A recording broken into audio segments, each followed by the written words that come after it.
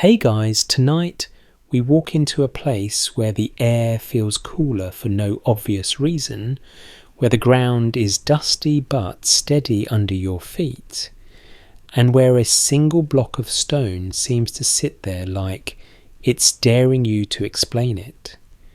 You run your hand along its surface and you can almost hear the quiet, dry whisper of mineral against skin. The question you brought to bed is simple enough to say out loud, but it gets weirdly slippery when you try to hold it in your mind. How did ancient people move and shape stone without the kinds of tools you picture?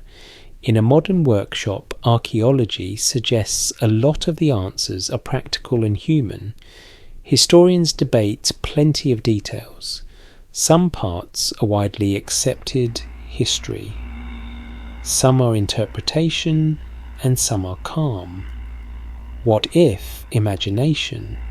And just so you know, if you try to join a real ancient hauling crew for one day, you probably would not survive it in the sense that you would beg for a chair and a snack after 10 minutes. So before you get comfortable, take a moment to like the video and subscribe, but only if you genuinely enjoy what I do here. And as you settle in, drop your location and your local time in the comments, because I love seeing how far this sleepy little campfire reaches. Now dim the lights, maybe turn on a fan for that soft background hum, and let's ease into tonight's journey together.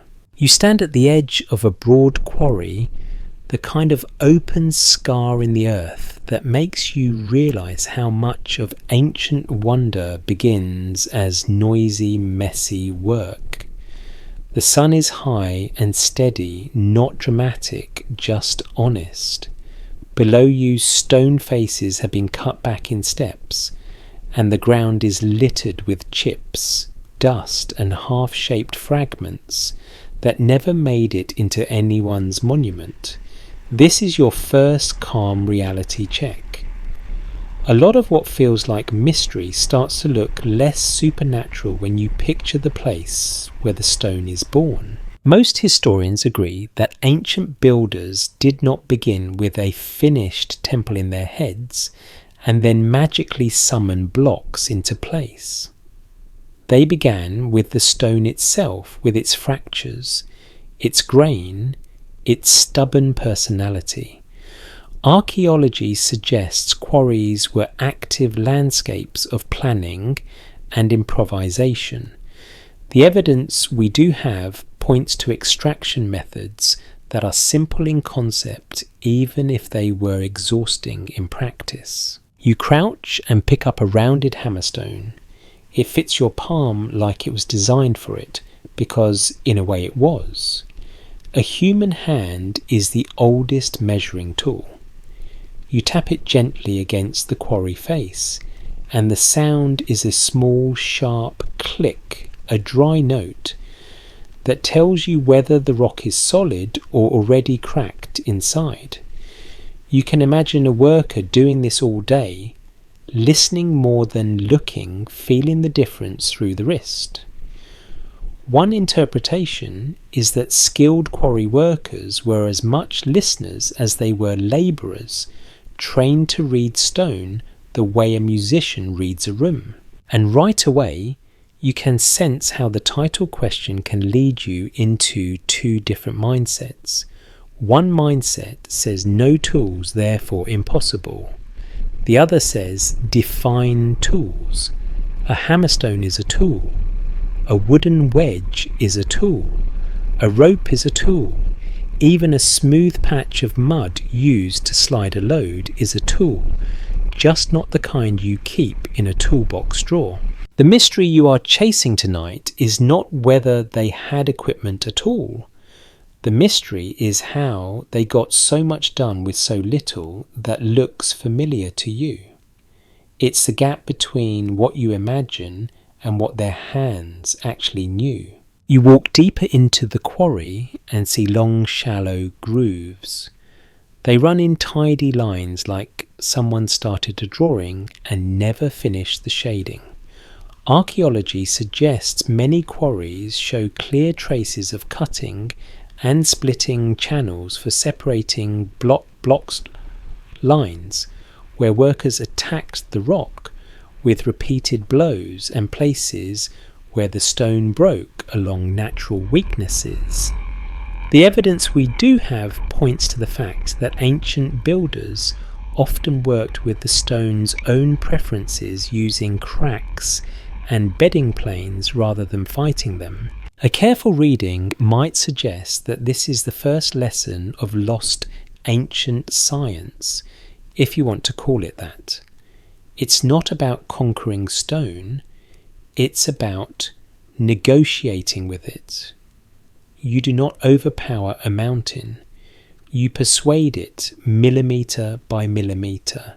You can picture a line of workers using a technique that many archaeologists discuss, cutting a series of small slots or holes, then inserting wedges.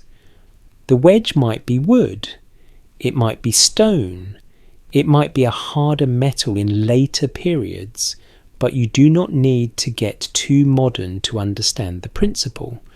You expand pressure inside a line and the stone opens where you asked it to. If wood wedges are used, it's possible water becomes part of the method. The wood swells, the pressure grows slowly, no cinematic explosion, just a patient widening that eventually makes a clean break. This is suggestive, not conclusive as a single universal method, but it fits what we know about how simple forces can do serious work. And yes, this is where your sleepy brain may whisper, okay, but what about the really enormous stones? The ones that look like they were placed by a giant with a grudge? That question matters, but for now, you keep your attention on the beginning of the journey, because everything that happens later depends on what comes out of the quarry. You step past a block that was started and then abandoned. Its corners are rough. Its sides are half-dressed. It looks strangely intimate, like seeing an unfinished sculpture in a studio. Archaeology suggests these leftovers are common, and one interpretation is that they are a kind of accidental diary. They show you mistakes, changes of plan flaws in the stone, maybe even a shift in political power or funding. The mystery isn't in what we know, but in what we can't confirm, because an abandoned block never tells you exactly why it was abandoned. You run your fingers along the edge where someone tried to square it. It's not perfectly straight, but it's close enough that you feel a little humbled. You can imagine the rhythm. Strike, scrape, check, strike again. A slow dance. If you were doing it, you would absolutely complain. You would complain in several time periods at once. Here is a mainstream safe anchor to keep you steady. In many ancient cultures, stone was shaped using a combination of pounding and abrasion. Pounding fractures and knocks off high spots. Abrasion wears surfaces down with grit. A softer tool can shape a harder stone if the abrasive particles are harder than both. That's a simple idea, but it's the kind of idea that changes everything.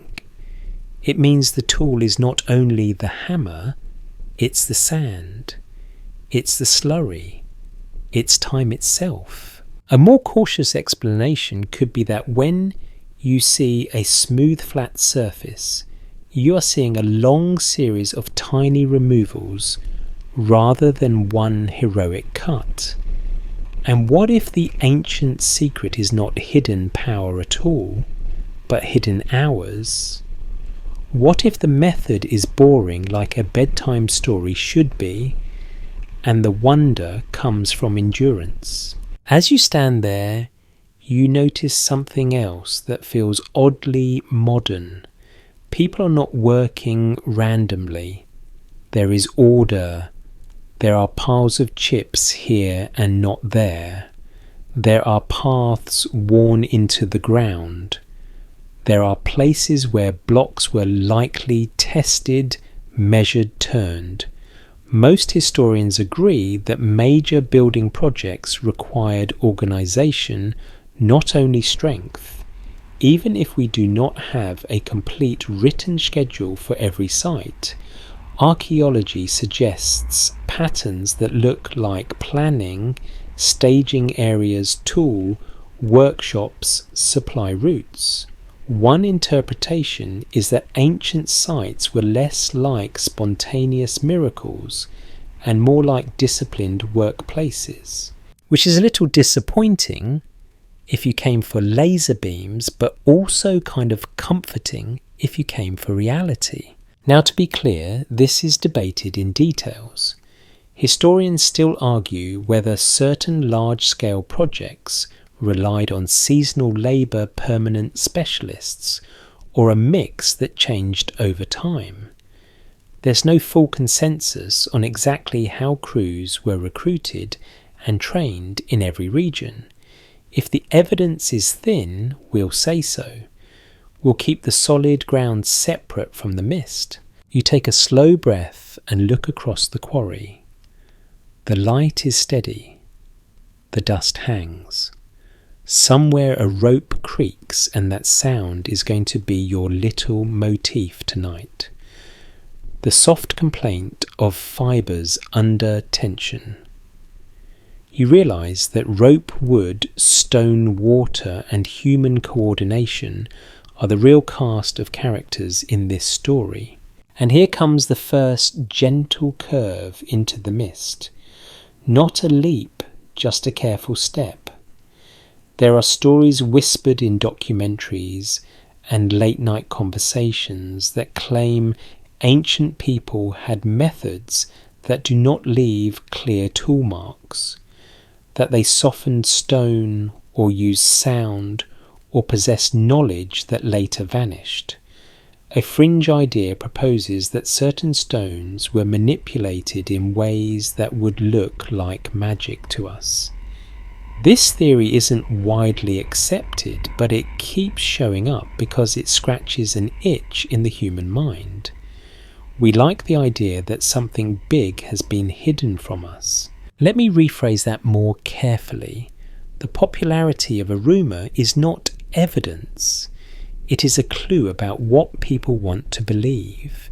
If we treat it as a possibility rather than a conclusion, it can still be useful because it prompts better questions. Instead of asking, did they have magic? You ask, what does the stone actually show? What does it not show? What assumptions am I making about what counts as a tool? So you stand there half grounded in dust and half in wonder, and you choose a calm middle path. Some parts are documented, some are interpretation, and some are gentle imagination. You do not need to solve the entire puzzle tonight.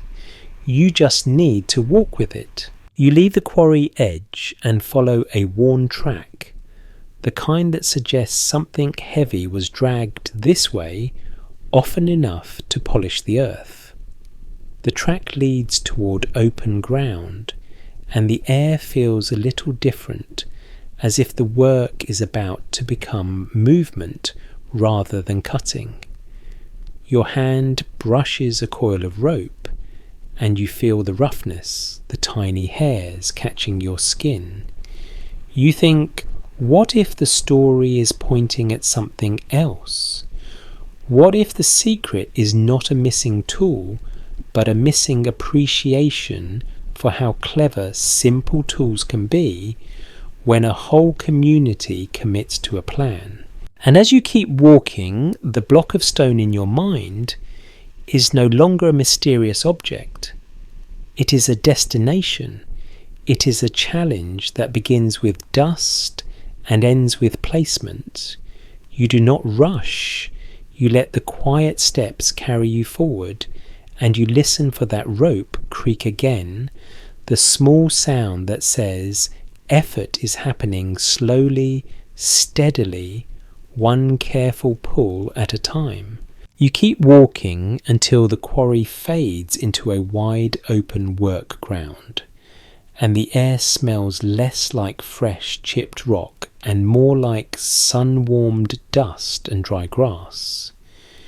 You can feel the heat in your shoulders, the kind of slow warmth that makes you want to yawn even while you're standing. Off to one side, a line of stone blocks sits like quiet animals, resting in the shade, each one roughly shaped, each one waiting for its turn to be persuaded into becoming something precise. Archaeology suggests that quarries were rarely isolated from the rest of a building project. The evidence we do have points to a whole chain of steps, and this is where it gets interesting because the chain includes something we humans are famously good at, leaving a mess behind. You start noticing it everywhere: scatterings of chips, broken wedges, a patch of ground packed down hard as if it has been stomped by hundreds of feet. And right there, half hidden by dust, you see something that looks like a mistake preserved in stone, a set of shallow parallel grooves cut into the surface of a block. Most historians agree that marks like these often come from repeated contact, not from one clean slice. One interpretation is that the missing tools problem sometimes happens because we expect a modern looking cut like a saw blade line, when ancient work more often produced textures that look rough to us. If you treat a groove like a clue, not a flaw, you start seeing the hands behind it. You crouch close and let your fingers follow the ridges. They are not random, they have rhythm. And that rhythm suggests a tool that moved back and forth again and again in a way that would slowly widen a channel. The evidence we do have points to techniques that rely on abrasion, where sand or grit acts like the real cutting edge. A careful reading might suggest that the worker is not slicing the stone so much as wearing it away patiently, the way water wears down a river rock.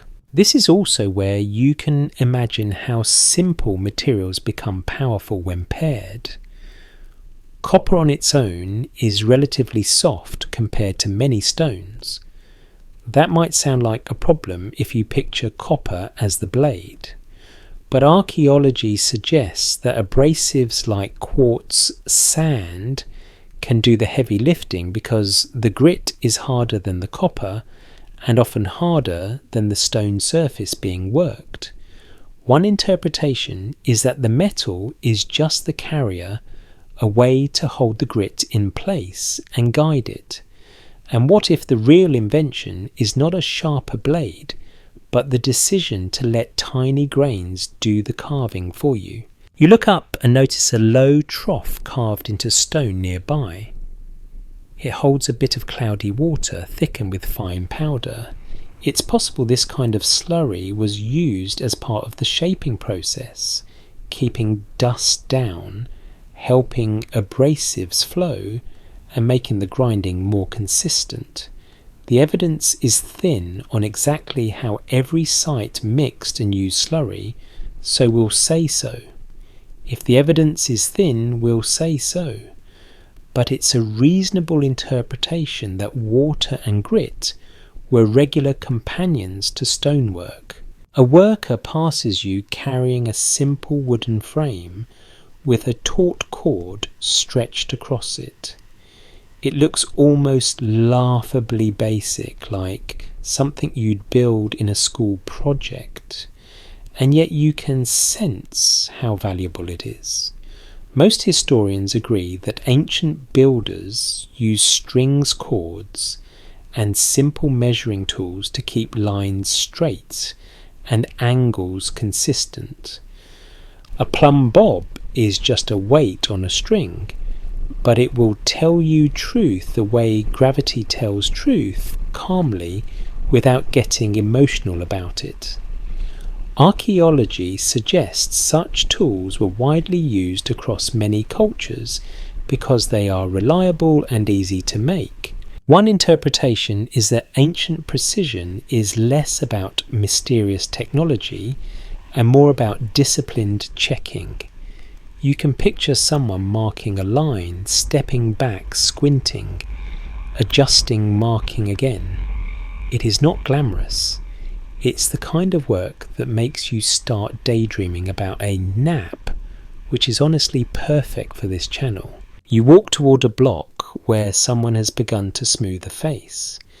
In the light, the surface looks almost silky, but when you get close, you see faint scratches, tiny arcs, little overlapping scars that only show up at the right angle. The evidence we do have points to finishing techniques that involve rubbing with stones using abrasive sand and working through stages. One interpretation is that the final polish people admire might represent not a special moment, but a long sequence of boring moments stacked together until the stone gives in. And here's a small joke to keep you smiling while you drift.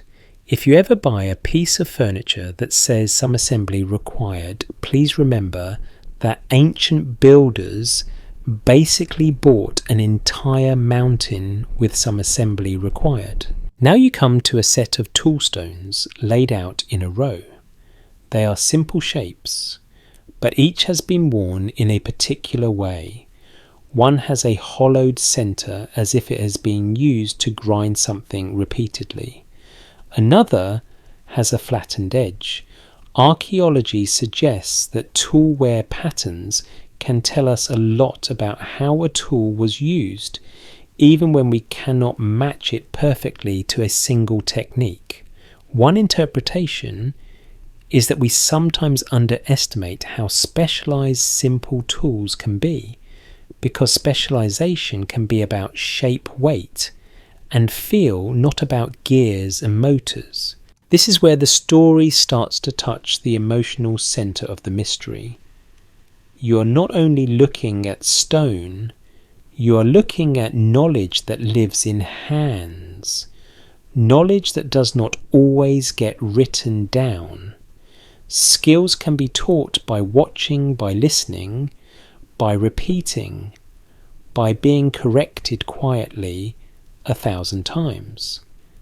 And if that knowledge chain breaks, it can feel like a lost science, even if it was never hidden. Historians still argue whether certain ancient workforces were primarily made up of seasonal labourers, trained quickly, or long-term specialists who devoted years to mastering stone.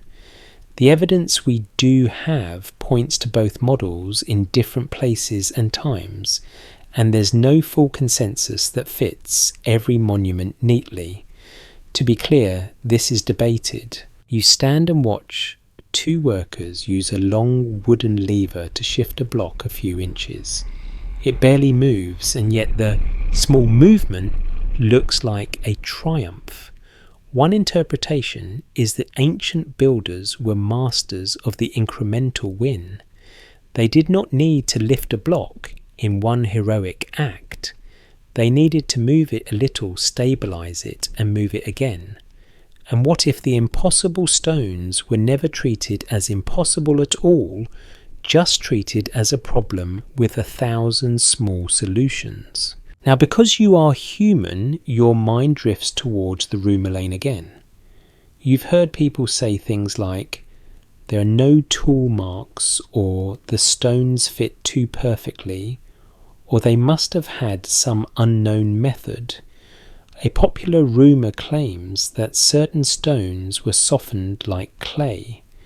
This theory isn't widely accepted, but it survives because it's dramatic, and it makes the world feel more enchanted.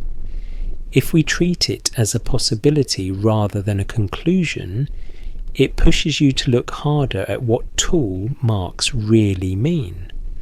A smooth surface does not mean no tools. A tight joint does not mean no planning. It might support the idea that the finishing stage was far longer and more skilled than we casually assume. Let me rephrase that more carefully. When you hear no tools, it can be shorthand for no tools we recognise. That's a possibility, not a certainty, and it matters because it changes how you interpret evidence. The mystery isn't in what we know, but in what we can't confirm, especially when so much of ancient work happens in perishable materials, wood that rots rope, that decays fibres that vanish. You take another slow breath and listen. The work site has its own music, thuds, scrapes, murmurs, the faint hiss of grit, and you begin to sense a cinematic what if forming gently at the edges of the solid ground. What if the most powerful technology in the ancient world is not a device, but a system, a way of training people, organising tasks, and turning simple materials into consistent results?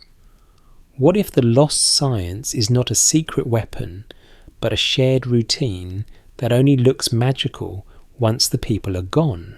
You walk past a stack of blocks and notice markings on the ends, simple symbols scratched in.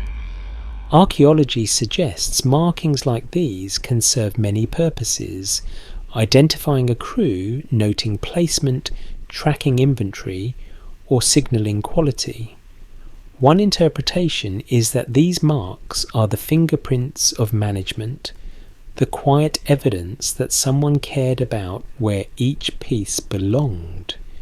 And what if the symbols are the closest thing to a blueprint that survives whispering that the project was planned more carefully than a modern myth would like to admit? You keep moving across the ground, and the blocks around you begin to look less like mystery objects and more like participants in a long process born in the quarry, shaped by grit, guided by string, and prepared for a journey that will test rope, wood, water, and human stubbornness.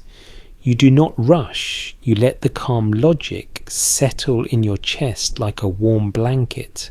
The ground opens into a long corridor of packed earth, and you can tell just by the way the dust sits that this path has felt weight for a very long time. It is not a road in the modern sense, no painted lines, no signs telling you where to merge, but it has a purpose. You step onto it and your shoes sink slightly, then rebound, like the earth has been kneaded into firmness by countless footsteps and dragging loads. Archaeology suggests that moving stone across distance often depended on making the ground itself part of the machine. The evidence we do have points to prepared routes, smooth paths, and sometimes built-up embankments that could function as ramps. Most historians agree that ramps are one of the most practical solutions for lifting heavy objects without complex lifting devices. Gravity is patient. You can work with it or you can fight it, and ancient builders appear to have preferred the option that let them keep their backs intact for at least a few more years. Ahead of you, the land rises gently. You see a long slope that looks almost natural until you notice how consistent the angle is. It feels like someone took the landscape and persuaded it to behave. One interpretation is that some ramps were temporary and made of earth, rubble and mud built up as needed, and then eroded away after the project ended. If that is true in a given case, it might explain why the finished monument survives, while the how fades into the soil. The mystery isn't in what we know, but in what we can't confirm, because dirt is not a reliable archivist. You walk alongside the slope and place your hand on the packed surface. It is gritty, layered, and surprisingly solid. You can imagine the labour of building the ramp itself, hauling fill, tamping it down, reinforcing edges, keeping the surface usable. A careful reading might suggest that ramp building is not a side job. It is a main job.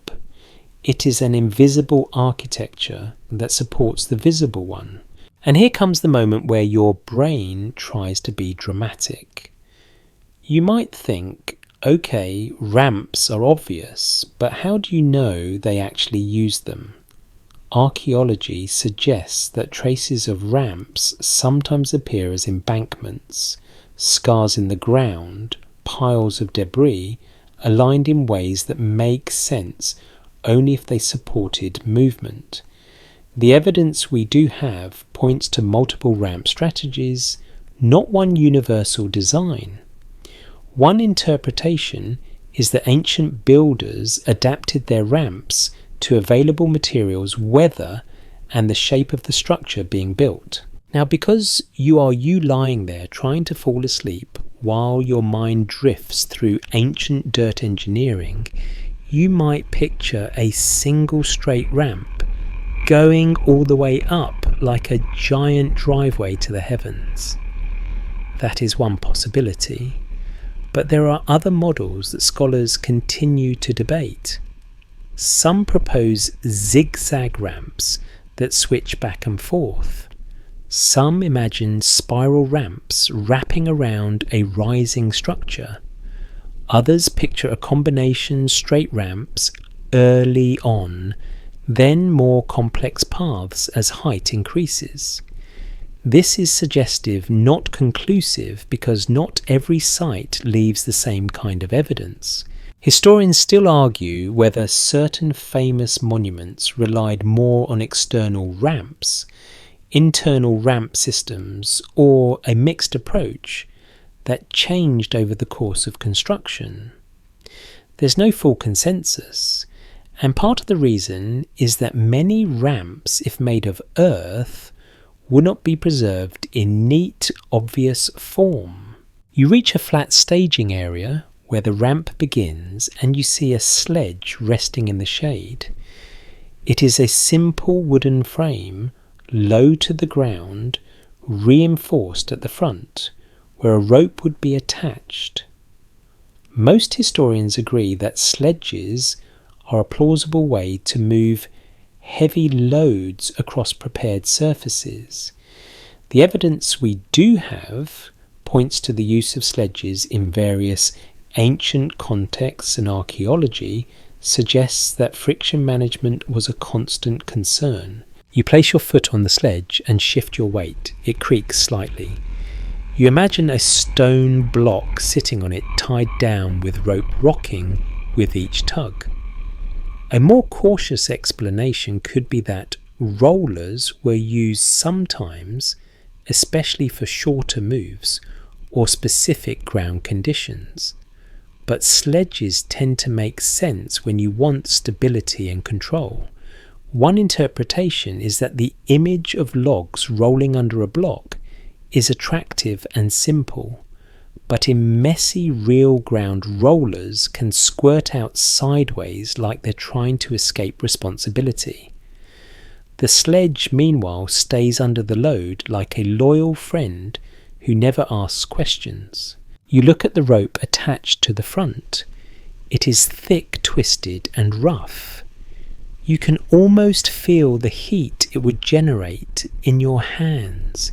You picture a team of people pulling in rhythm the way rowers pull on water, except the water is dust and the boat is a stone block that does not care about your feelings. And this is where you get your first little laugh in this section.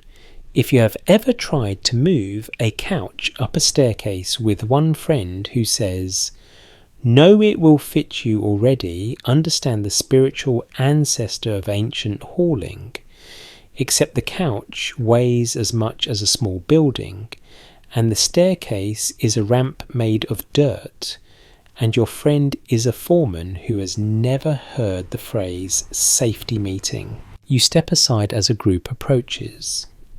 They are not sprinting. They are not panicking. They move with steady purpose, because speed is not the goal. Control is the goal. They set the sledge on the ramp, check the ropes, adjust the block's position with small lever nudges, and then begin. The first pull looks almost anticlimactic. The sledge shifts an inch, then another. Then it starts to slide slow but consistent. Archaeology suggests that moving heavy loads often depended on synchronizing effort and reducing friction rather than trying to overpower the load. The evidence we do have points to the importance of timing and coordination, and one interpretation is that chants, calls or drums might have been used as practical metronomes, not mystical spells. It's possible that the people at the front are not the only ones working. You notice others near the sides, keeping the load centered, shoring the path, adjusting the surface. A careful reading might suggest that hauling is a system, a choreography where every role matters. And what if the real lost science is this choreography, the social technology of knowing who does what, when, and how?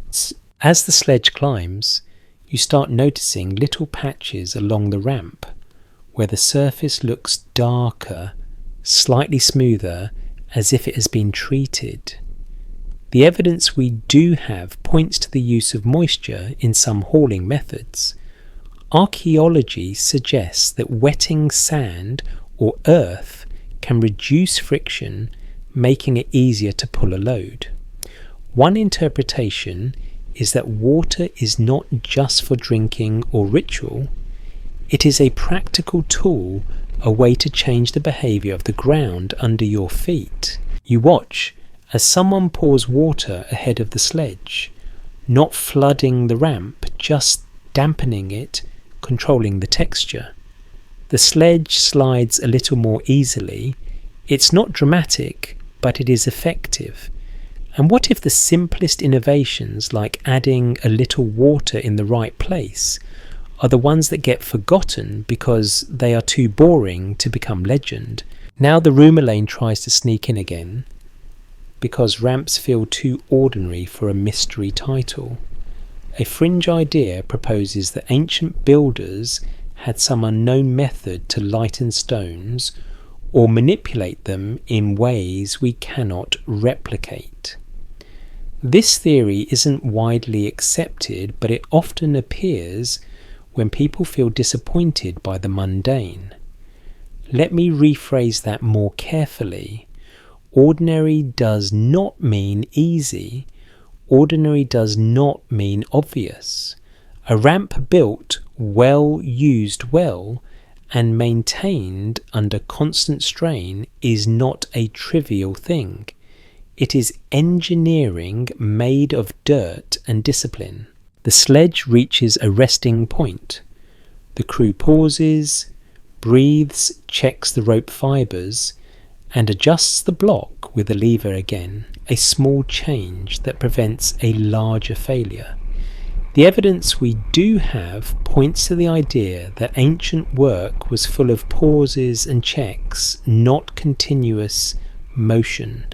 One interpretation is that modern reconstructions sometimes skip the slow parts to keep the demonstration exciting.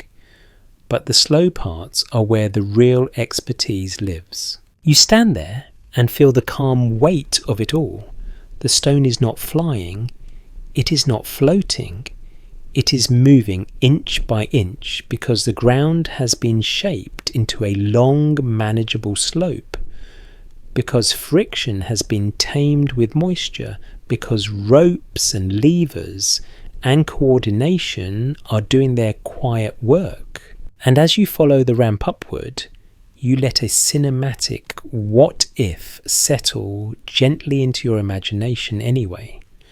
What if you could walk through time and listen to the calls and replies on the ramp, the way a foreman counts and a team answers? What if the sound itself, the shared rhythm, is what you remember as magic when the rest is gone? Not because it defies physics, but because it makes physics feel human. You stay near the hauling line as the air takes on that faint damp smell that means water is nearby. It is not a river roaring or a storm arriving. It is subtler than that, like wet earth waking up. The ramp surface looks the same from a distance, but up close it has a different personality, darker, packed tighter with a slight sheen where moisture has been worked in. Archaeology suggests that controlling friction is one of the most practical ways to move heavy stone with limited technology. The evidence we do have points to the idea that the ground under a load matters as much as the rope in front of it. Most historians agree that simple changes in surface conditions can dramatically affect how much force is needed to pull something heavy. And you can feel that truth in your own body because you have probably dragged a suitcase across carpet and then across smooth tile and thought, wow, I am either getting stronger or the floor is doing me a favour. Spoiler, the floor is doing you a favour. You kneel and touch the earth just ahead of where a sledge runner will pass. The soil is cool, slightly sticky, and it clings to your fingertips in fine grains. This is not slop. It is not a swamp. It is controlled moisture measured in handfuls and pores. A careful reading might suggest that ancient builders understood through observation what modern engineers might describe with numbers: too dry and friction bites, too wet and you lose traction or create suction. Somewhere in the middle, the sledge slides with less resistance and the pull becomes smoother. You watch a worker carry a vessel of water and tip it gently, not dumping, just feeding a thin line of dampness into the path. Another worker spreads the moisture with something like a flat board, smoothing the surface so the sledge has a consistent track. The evidence we do have points to water management being part of hauling in some contexts. One interpretation is that moving stone was not only about strength, but about resources and planning, because water has to come from somewhere and get to the right place at the right time. That planning shows up in the small details. There are shallow basins set along the route places where water can be stored, may be allowed to settle, may be mixed with fine grit. Archaeology suggests that ancient work sites often included support infrastructure. We do not notice at first glance. Storage areas, tool maintenance zones, places to rest and rehydrate. A more cautious explanation could be that not every basin is for hauling. Some might relate to other tasks, but it is reasonable to think that water on a work site is rarely accidental. You step back as the hauling begins again. The sledge approaches the dampened stretch. The crew pulls steady and synchronized, and you notice a subtle change. The rope tension looks the same, but the motion looks easier. The sledge does not stutter as much. It glides slow and controlled, as if the ground has learned how to cooperate. Now your mind, being the dramatic little storyteller it is, tries to turn this into a miracle. Water plus dirt equals ancient secret. Let me rephrase that more carefully. This is not a supernatural trick. It is a practical adjustment. It's possible that repeated observation taught workers the exact look and feel of a surface that reduces friction without becoming unstable. That kind of knowledge can feel like a lost science when it's not written down, because it lives in the hands and eyes of people who did it every day. Most historians agree that ancient labour was highly skilled in ways that do not always match modern job titles. You might call someone a water carrier, but one interpretation is that this person is also a friction specialist, a surface manager, a quiet engineer with wet hands and good instincts. And yes, if you put that on a business card today, people might stop inviting you to parties. Or they might invite you to exactly the right kind of party, which is a party where everyone leaves by 9:15. You walk a little farther along the route and notice the edges of the path are reinforced with stones and packed fill, almost like low curbs. That detail matters. If a heavy load drifts sideways, it can turn a controlled process into a chaotic one. Archaeology suggests that controlling lateral movement was a constant concern. The evidence we do have points to the use of guide rails, packed edges, and careful steering by side crews. One interpretation is that the most impressive part of ancient hauling is not the pulling, it is the prevention. It is all the tiny actions taken to stop something from going wrong. There's a quiet moment where the crew pauses and you hear the soft sound of water being poured again. The air feels cooler near the wet ground. You can almost taste the mineral tang in the dust. Your shoulders relax as you realise the process is not a single burst of effort. It is a cycle: dampen, pull, check, adjust, breathe, dampen again. If you tried to do it, you would last about as long as your phone battery in the cold. And then you would ask if there is a coffee break and someone would stare at you like you just invented nonsense. Now, for a mainstream anchor that stays steady, friction is not a mystery force. It is a normal property of surfaces interacting. Reduce it and you reduce the needed pull. Add a little moisture to sand and you can change how grains lock together and how a runner rides across them.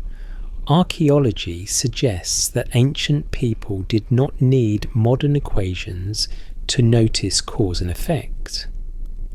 One interpretation is that they learned through trial, error, and tradition, passing on techniques that worked. Historians still argue whether wetting the hauling surface was used consistently across all major projects, or only in certain places, seasons and materials. There's no full consensus because the best evidence for moisture is often indirect. And indirect evidence is a polite way of saying the ground does not keep receipts. You notice too that the hauling route is not only dirt. In places there are flat stones laid like a rough pavement, and in other places you can see impressions that suggest wooden planks might have been used as temporary track surfaces. Archaeology suggests that wood played a major role in ancient engineering, even when it rarely survives. The evidence we do have points to wooden sledges, wooden levers, wooden scaffolding, and likely wooden trackways in some contexts. One interpretation is that a great deal of ancient stone without tools actually depends on tools made of materials that decay. That realization leads you into the mist gently, without losing the solid ground. A popular rumour claims that some ancient builders used unusual lubricants like oils, animal fats, or plant resins to make hauling easier.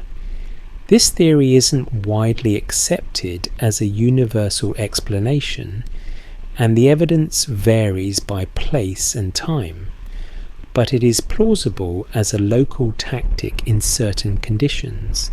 If we treat it as a possibility rather than a conclusion, it becomes a reminder that lubrication can come in many forms, not only water. You can imagine the smell earthy and faintly sharp as a bit of oil is rubbed onto a sledge runner. You can imagine someone testing it with a small push, nodding, adjusting. And then you can imagine your modern brain thinking, great, we have discovered the ancient secret greasy wood, which, to be fair, is not the most glamorous movie title, but it might be the most honest. You walk to a section where the route dips slightly and you see drainage channels cut along the side. That detail feels very deliberate. Too much water could turn the path into sticky mud that grabs the sledge instead of releasing it. Archaeology suggests drainage and surface control were important to maintaining hauling routes. One interpretation is that water was used like seasoning in cooking. A little makes everything better. Too much ruins the whole dish, and everyone pretends they're fine while quietly suffering. Here's a second small joke for your sleepy brain. If you have ever tried to carry a full cup of water across a room without spilling, you know that controlling liquids is its own kind of athletic event. Now imagine doing it while someone yells, "Hurry," and the cup is a heavy jar, and the room is a work site, and the prize is not applause, but the privilege of doing it again. You stand near the side crew as they guide the sledge around a slight curve. Their hands are on poles and levers, not lifting, just nudging, correcting, keeping the load aligned. The damp surface helps, but it doesn't remove the need for attention. The evidence we do have points to hauling being a combined effort of pulling, power surface management, and steering control. A careful reading might suggest that the real talent is in the coordination. Now your imagination offers you a calm, cinematic thought. What if the lost science is partly a sensory art, knowing the right sound of the runner on the ground, knowing the right sheen of moisture, knowing the exact moment to add water or stop adding it? What if a master hauler could look at the path and say, "Not yet, give it a minute, let it settle," and everyone trusts that judgment the way you trust a good driver in bad weather? And then, because you are human, you wonder about cold environments too. It's possible that in some regions and seasons, hauling might have taken advantage of cooler temperatures, firmer ground, or even ice. This is debated and not a one-size-fits-all claim, but it raises a gentle possibility water can help in heat by damping sand, and it can help in cold by creating a slicker surface under the right conditions. To be clear, this is a possibility, not a certainty. You let that thought drift through you like the fan hum in your room, steady, soothing. The picture in your mind is not a miracle. It is a system: earth prepared, water measured, rope strained. People coordinated the stone moving because everything around it has been tuned to make movement possible. And as you step along the damp path, you feel the quiet satisfaction of a puzzle becoming more human. Not solved, not proved, just made more believable. You are not proving anything tonight. You are following clues. And one of the strongest clues is how often the simplest element, a little water, can change the story of a giant stone. You find yourself in a place where the work feels less like dragging and more like coaxing. The hauling route narrows and the air is filled with small, precise sounds. The dry tap of wood against stone, the gentle scrape of grit under a runner, the soft grunt of someone who is doing something careful and pretending it's effortless.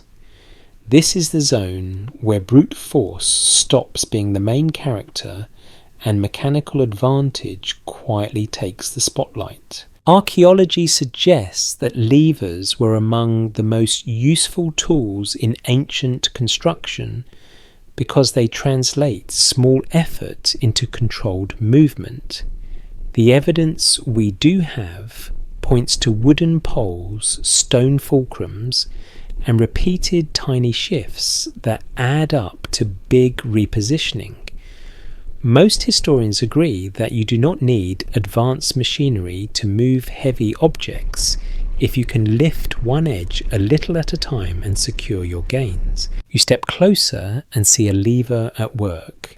It is just a long, sturdy beam, one end wedged under the corner of a block, the other end pressed downward by a few workers who lean their weight into it. Under the beam sits a fulcrum stone, rounded and positioned like a quiet hinge.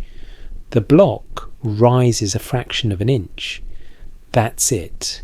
Not cinematic, not magical, just enough to slide a small cribbing stone underneath.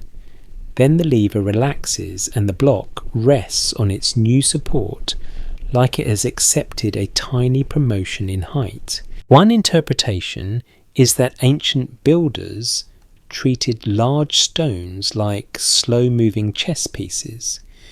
You don't pick them up, you reposition them. You lift one corner, you place a support. You lift another, you adjust. And what if the greatest trick is not lifting at all, but never letting the stone return to where it started? You notice stacks of small stones nearby, carefully sorted by size. They are the unsung heroes of the scene. Each one is a step. Each one is a bookmark in the process. A physical reminder that progress has been made. The evidence we do have points to the use of packing stones, shims and supports to stabilize loads during movement and placement. Archaeology suggests that these little pieces, often overlooked, can tell you a lot about how a structure was assembled. Now you see a different team working with rollers, and this is where you keep your mind calm and flexible. Rollers are a popular image, and sometimes they may have been used especially over short distances on firm prepared surfaces. But one interpretation is that rollers are not always the best answer because rollers can misalign, sink into soft ground, or shoot out sideways when the load shifts. It's possible that in many scenarios, sledges and lever-based walking methods were more reliable. The evidence varies by place and context, so we keep the solid ground separate from the mist. A worker sets a rounded log under a smaller stone slab and pushes. The slab moves gently. Another worker quickly replaces a roller that has slipped behind. It's like watching someone move a heavy table across a room using soda cans, which is a trick you should not try, but it does demonstrate how quickly a roller can become an escape artist.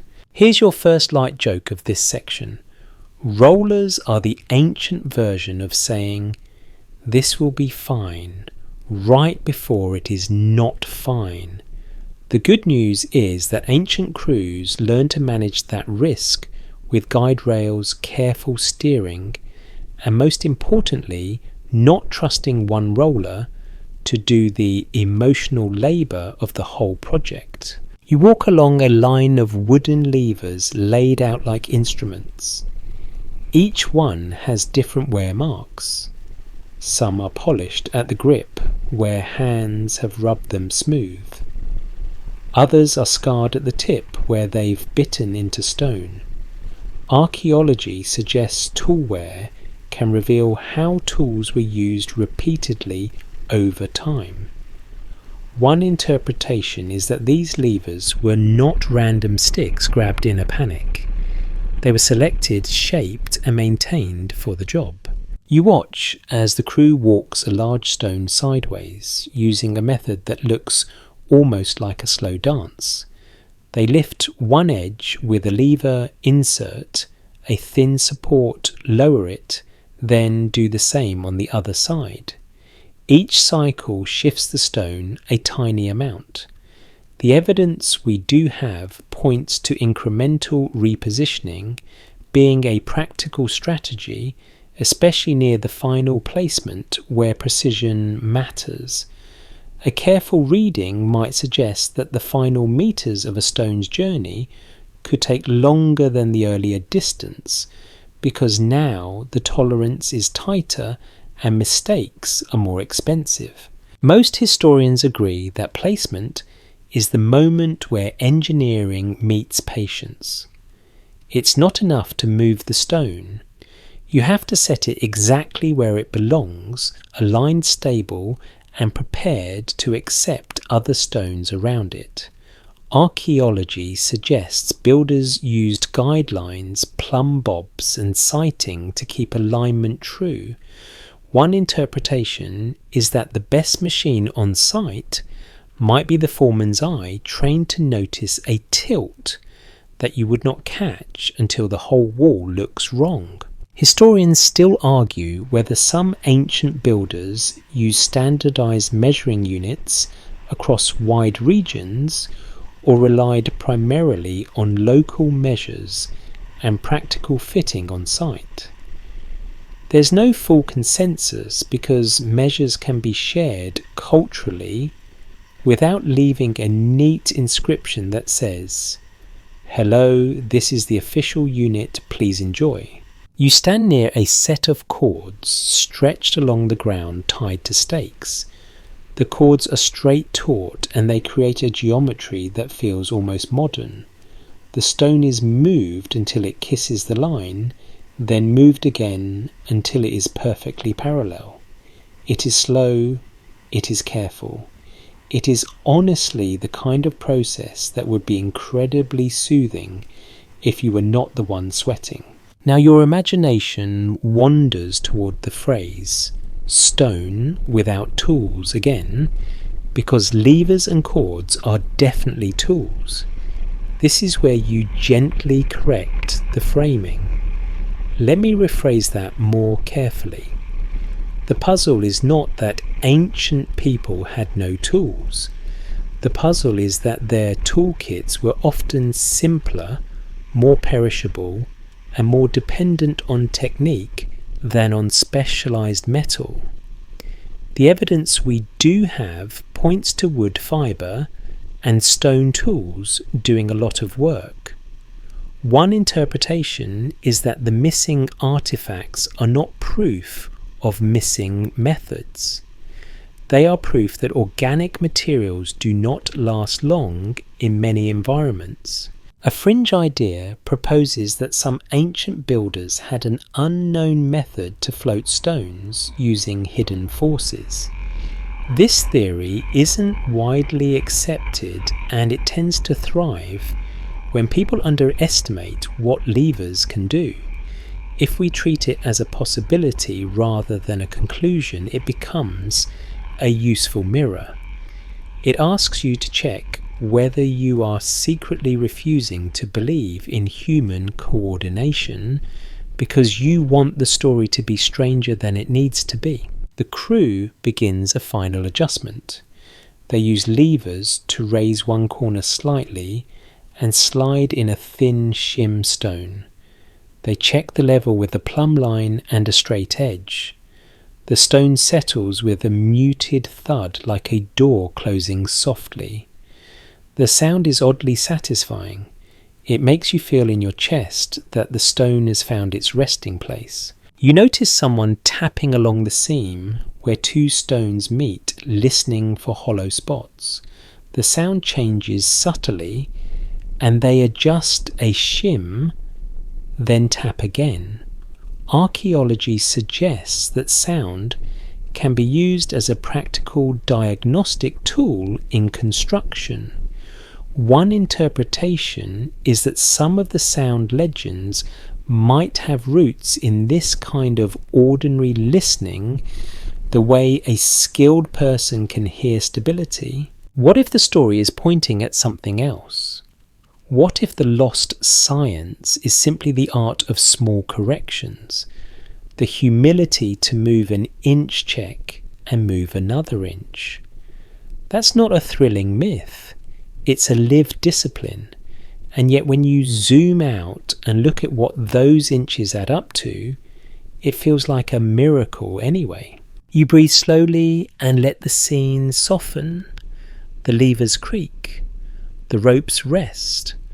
The stone sits where it has been guided. The mystery isn't in what we know, but in what we can't confirm, and in the quiet respect you start to feel for people who could make the heaviest things on earth behave using nothing more than wood, fibre, grit and patient minds. You step into a quieter zone where the noise drops down from thuds and scrapes to something closer to murmurs and measured breaths. The air smells faintly of resin and dust, and there's a calm intensity here, like everyone has agreed to speak softly because precision is listening. This is where measurement stops being an abstract idea and becomes a physical ritual. Most historians agree that ancient builders relied on surprisingly simple instruments to achieve straight lines, right angles, and consistent levels. Archaeology suggests chords, stakes, plumb bobs, straight edges, and sightlines were common because they are easy to make, easy to repair, and hard to argue with once gravity gets involved. The evidence we do have points to the idea that you can build accurate geometry without machines if you are willing to check, recheck, and accept that your eyes need training. A worker passes you holding a plumb bob, a small weight on a string. It swings gently, then settles, pointing straight down with that calm certainty only physics can afford. One interpretation is that the plumb bob is not just a tool, but a teacher. It trains you to trust a reference that does not care about your feelings. You can imagine someone setting it against a stone face, marking a vertical line, stepping back and adjusting the stone's base until the line stays true. You walk toward a set of stakes hammered into the ground. Cords stretch between them like spider silk. They create a grid, and the grid turns open space into an organized plan. Archaeology suggests that simple chord layouts can establish foundational lines and alignments even when no paper blueprint survives. The evidence we do have points to careful planning on many ancient sites with repeated use of straight lines and measured spacing. One interpretation is that what looks like effortless symmetry in finished stone is actually the result of many tiny decisions guided by chords you never see in the final photograph. You reach down and lightly pluck one of the chords. It vibrates a soft twang that fades quickly. The tension feels deliberate. Too loose and it sags. Too tight and it snaps. Someone here has learned the sweet spot the way you learn the sweet spot in a guitar string, except the audience is a wall that will outlast you. Here's a light joke to keep your mind floating. If you have ever tried to hang a picture frame and ended up with it slightly crooked, you already understand the ancient struggle. The difference is that your crooked frame annoys you for a week, and their crooked alignment becomes a monument to human error for thousands of years. No pressure. Now you notice a simple wooden square like a right-angle frame being used to check corners. The evidence we do have points to methods for creating right angles using chords, including techniques that rely on simple proportional relationships. Archaeology suggests these methods could be taught and repeated reliably. One interpretation is that ancient geometry was often practical before it was written as theory. People learned rules by doing, not by reading. A careful reading might suggest that consistency mattered as much as brilliance. If a crew uses the same measure repeatedly, even a rough measure, they can create harmony across a structure. That harmony is what your modern eyes read as advanced. It's possible that standardized units existed in some places and times, and it's also possible that local measures dominated elsewhere. The evidence varies. We keep the solid ground separate from the mist. You watch a stone face being checked for flatness. A straight edge is placed against it, and a thin strip of light shows through in one spot. The worker does not panic. They do not declare the project cursed. They simply mark the high area and begin to abrade it down with grit and rubbing stones.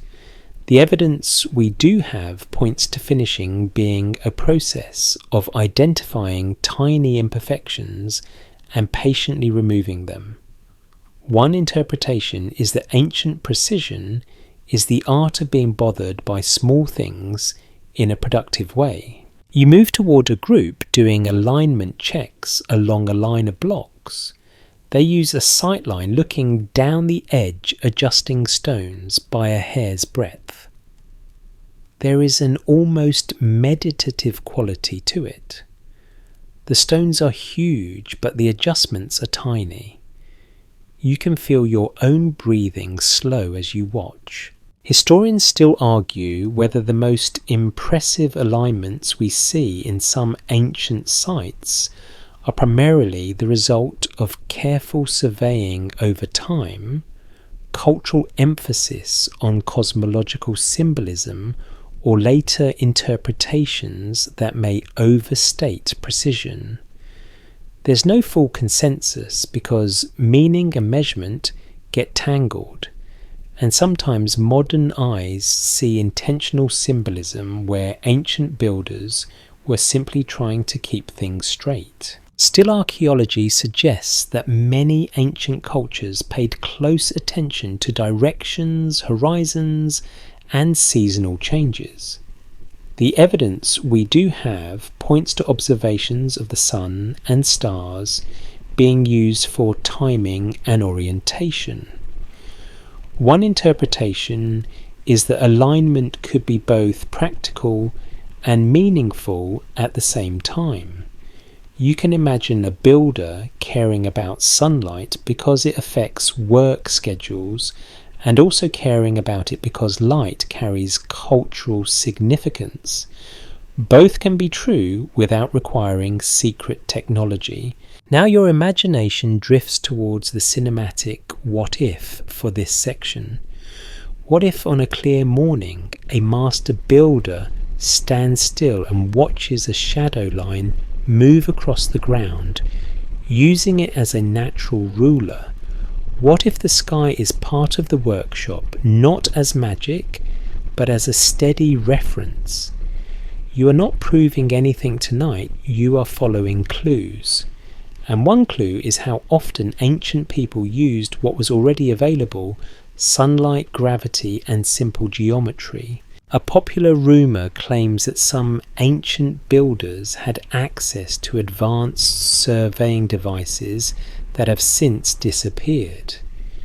This theory isn't widely accepted, and it often fills gaps where we want a single dramatic explanation.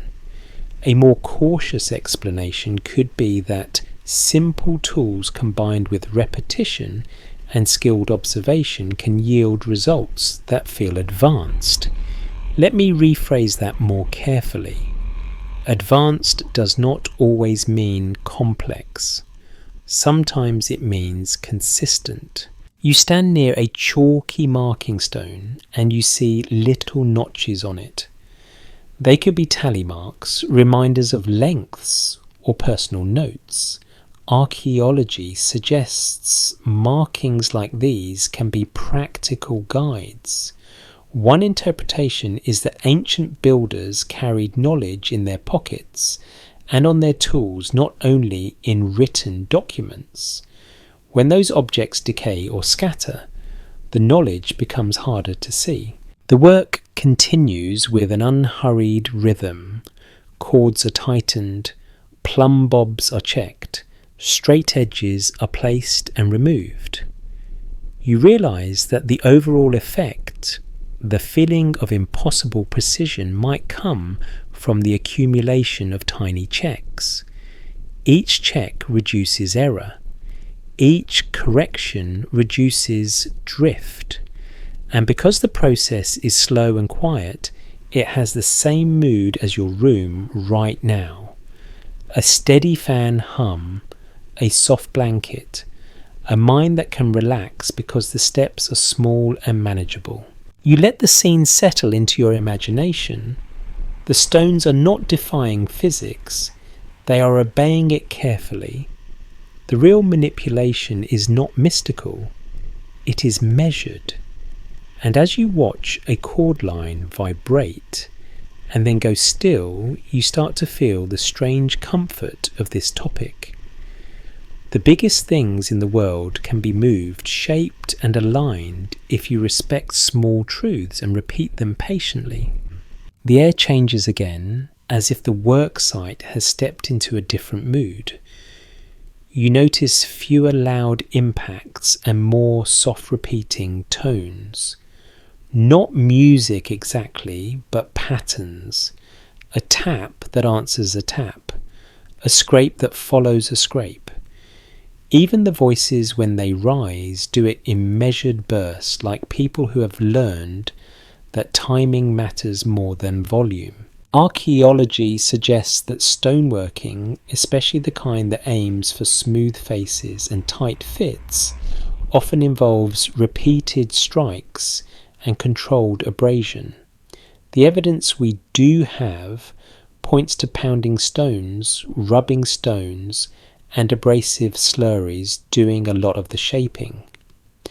But the human mind loves a more mysterious story, and this is where sound and vibration slip into the conversation, not as proof, but as rumour and interpretation. You stand near a block being dressed, and you watch a worker strike it lightly in a line.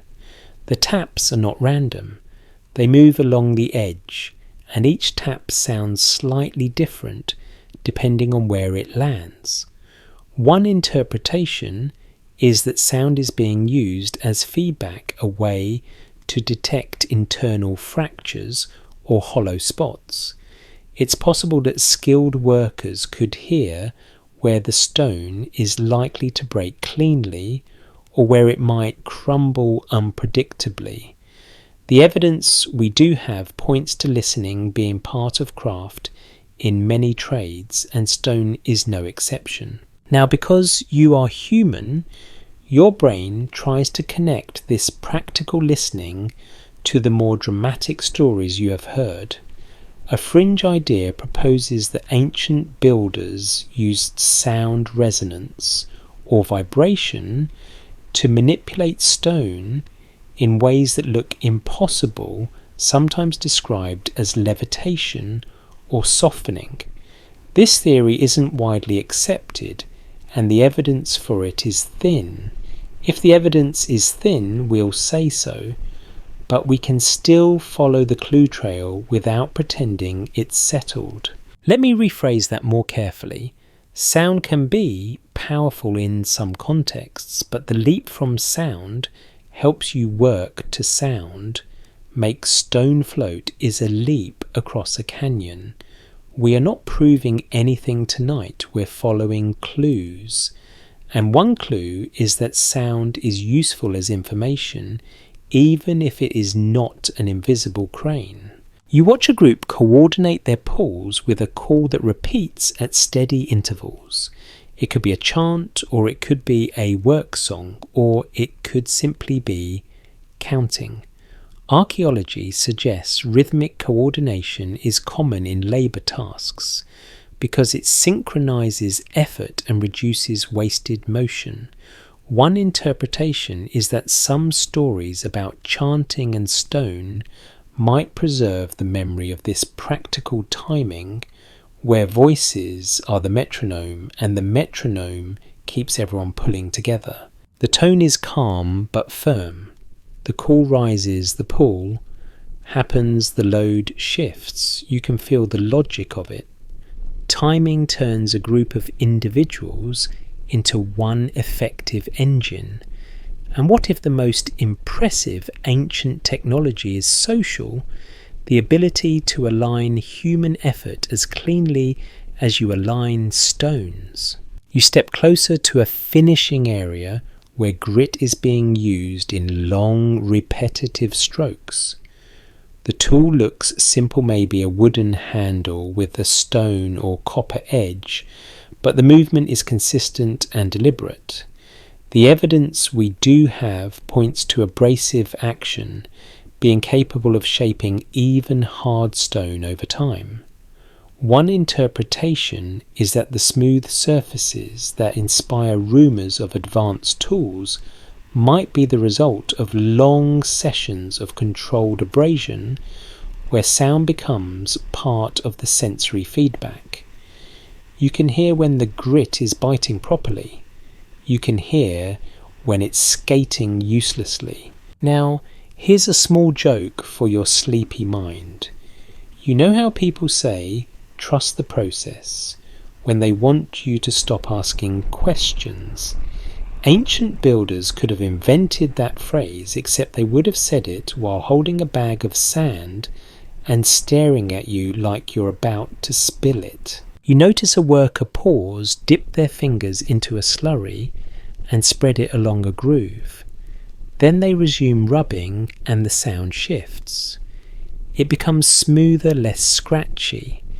A careful reading might suggest that the craft includes constant adjustment, adding grit, adding water, changing pressure, changing angle. This is the kind of detail that doesn't show up in a finished wall, but it is the detail that makes the finished wall possible. Historians still argue whether some of the more dramatic acoustic claims tied to ancient construction are based on misunderstood evidence, symbolic storytelling, or later reinterpretations that grew in the retelling. There's no full consensus, and that's okay, because the point of tonight is not to lock in one answer. The mystery isn't in what we know, but in what we can't confirm. You drift into a more cinematic what if, but you keep it gentle. What if you stood in a narrow stone corridor and heard the echo of a single tap travel down the line, and someone used that echo to judge whether a seam was tight? What if a master mason could tell just from sound where a joint needs a tiny shim, where a surface needs one more pass or grit? That does not require supernatural forces. It requires attention and long experience. A popular rumour claims that certain ancient sites were designed to amplify sound in ways that suggest ritual or technology. This theory isn't widely accepted as a universal explanation for stone manipulation, but it is true that many ancient structures can have striking acoustics. One interpretation is that people noticed and valued those effects, sometimes for ceremony, sometimes simply because echoes feel powerful. If we treat it as a possibility rather than a conclusion, it becomes a reminder that humans have always been fascinated by how spaces sound. You step into a shallow chamber and clap softly. The sound returns, delayed and softened like a sleepy reply. You can imagine workers in a similar space, communicating by call and echo using sound to coordinate, to signal, to keep rhythm. The evidence we do have points to communication being critical in large projects. And one interpretation is that soundscapes are part of how a worksite functions. Now you see a stone being split along a line and the strikes become a kind of controlled percussion. Tap, tap, tap. Then a slightly heavier blow. The stone begins to open. You can almost feel the tension releasing the crack, travelling where it has been invited. Archaeology suggests splitting often follows prepared weaknesses and controlled wedge use. The evidence we do have points to the stone's own internal structure guiding the break. One interpretation is that sound helps you hear when the wedge pressure is doing its job, when the stone is ready to give. And your mind, being the kind of mind that likes mysteries at bedtime, whispers, what if there is something else? What if the story is pointing at something else? Here is where you answer yourself gently. Some parts are documented, some are interpretation, and some are gentle imagination. If you feel the urge to believe in a single hidden trick, you can let that urge pass like a cloud and return to the simpler wonder that human beings can learn to read stone by ear, and that reading changes what feels possible. You step back into the open air. The steady work sounds continue, not loud, not frantic, just persistent. The calls and responses drift across the site like a slow song. You realise that for the people here, sound is not a mystery. It is a tool in the broadest sense, a way to know, to time, to coordinate. And as you let the rhythm sink into you, you feel your shoulders drop again. The topic is still puzzling, still full of open questions, but the puzzle feels less like a conspiracy and more like a craft. The stone is not floating, it is listening in a way, and the people are listening back. You move into an area where the light catches on tiny sparkles in the dust, and for a moment it looks like the ground has been sprinkled with crushed glass. It's just sand and grit, but it glitters like it wants to be noticed. Here the work is not about hauling or aligning, it is about taking hard stone and persuading it into shape with materials that look at first glance too soft to matter. Most historians agree that ancient people used copper tools in many early metalworking contexts, and archaeology suggests those tools often appear alongside evidence of abrasives. The evidence we do have points to a practical truth: a softer metal can still help shape hard stone. if the process relies on abrasion rather than cutting in the modern sense. One interpretation is that when you imagine a copper chisel biting granite like a modern steel tool, you create a false problem. The copper may be guiding grit, not acting as the sharp edge. You pick up a small copper implement lying near a work surface. It is dull, not razor sharp, and it feels almost gentle in your hand. Your modern brain wants to dismiss it. Then you notice the bag of sand nearby and the shallow basin of slurry cloudy with fine particles. The evidence we do have points to sand, especially hard mineral grains, being used as the true working agent. A careful reading might suggest that the sand is the blade and the copper is the handle. You watch a worker press the copper edge into a groove and move it back and forth with steady pressure. Another worker sprinkles grit into the groove. The motion continues repetitive and calm. The sound is a soft hiss. The groove deepens slowly, not because the copper is slicing, but because the abrasive grains are grinding away at the stone surface.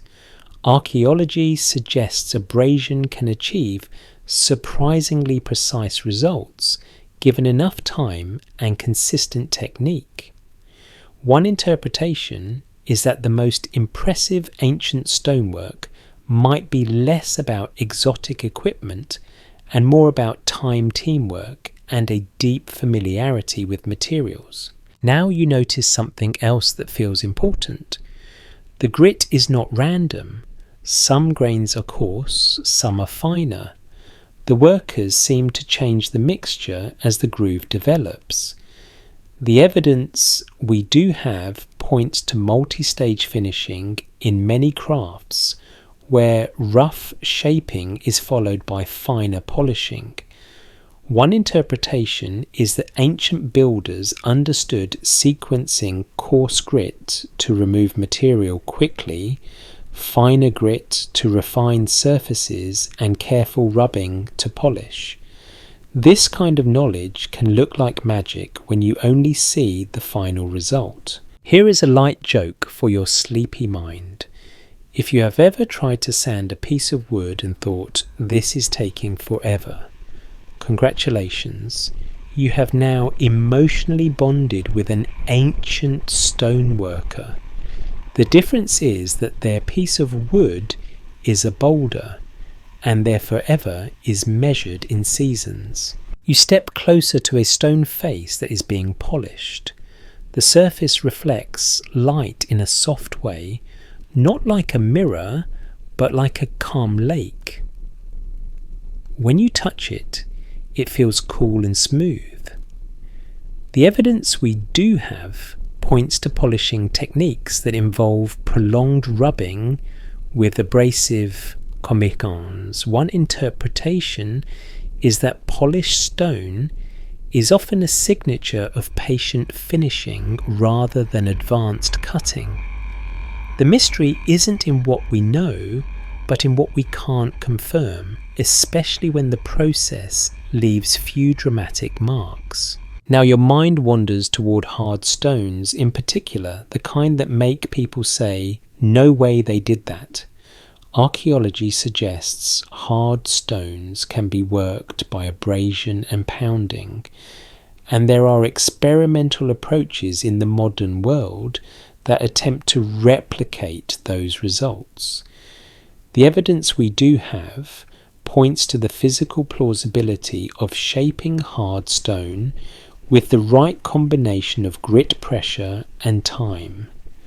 A more cautious explanation could be that some specific features, like very deep narrow holes or extremely flat planes, still raise questions about the exact tools and techniques used in certain cases. If the evidence is thin, we'll say so. Historians still argue whether some of the most precise ancient stone features were achieved primarily by patient abrasion, by specialized drills and cutting methods, or by combinations of techniques that varied by place and period.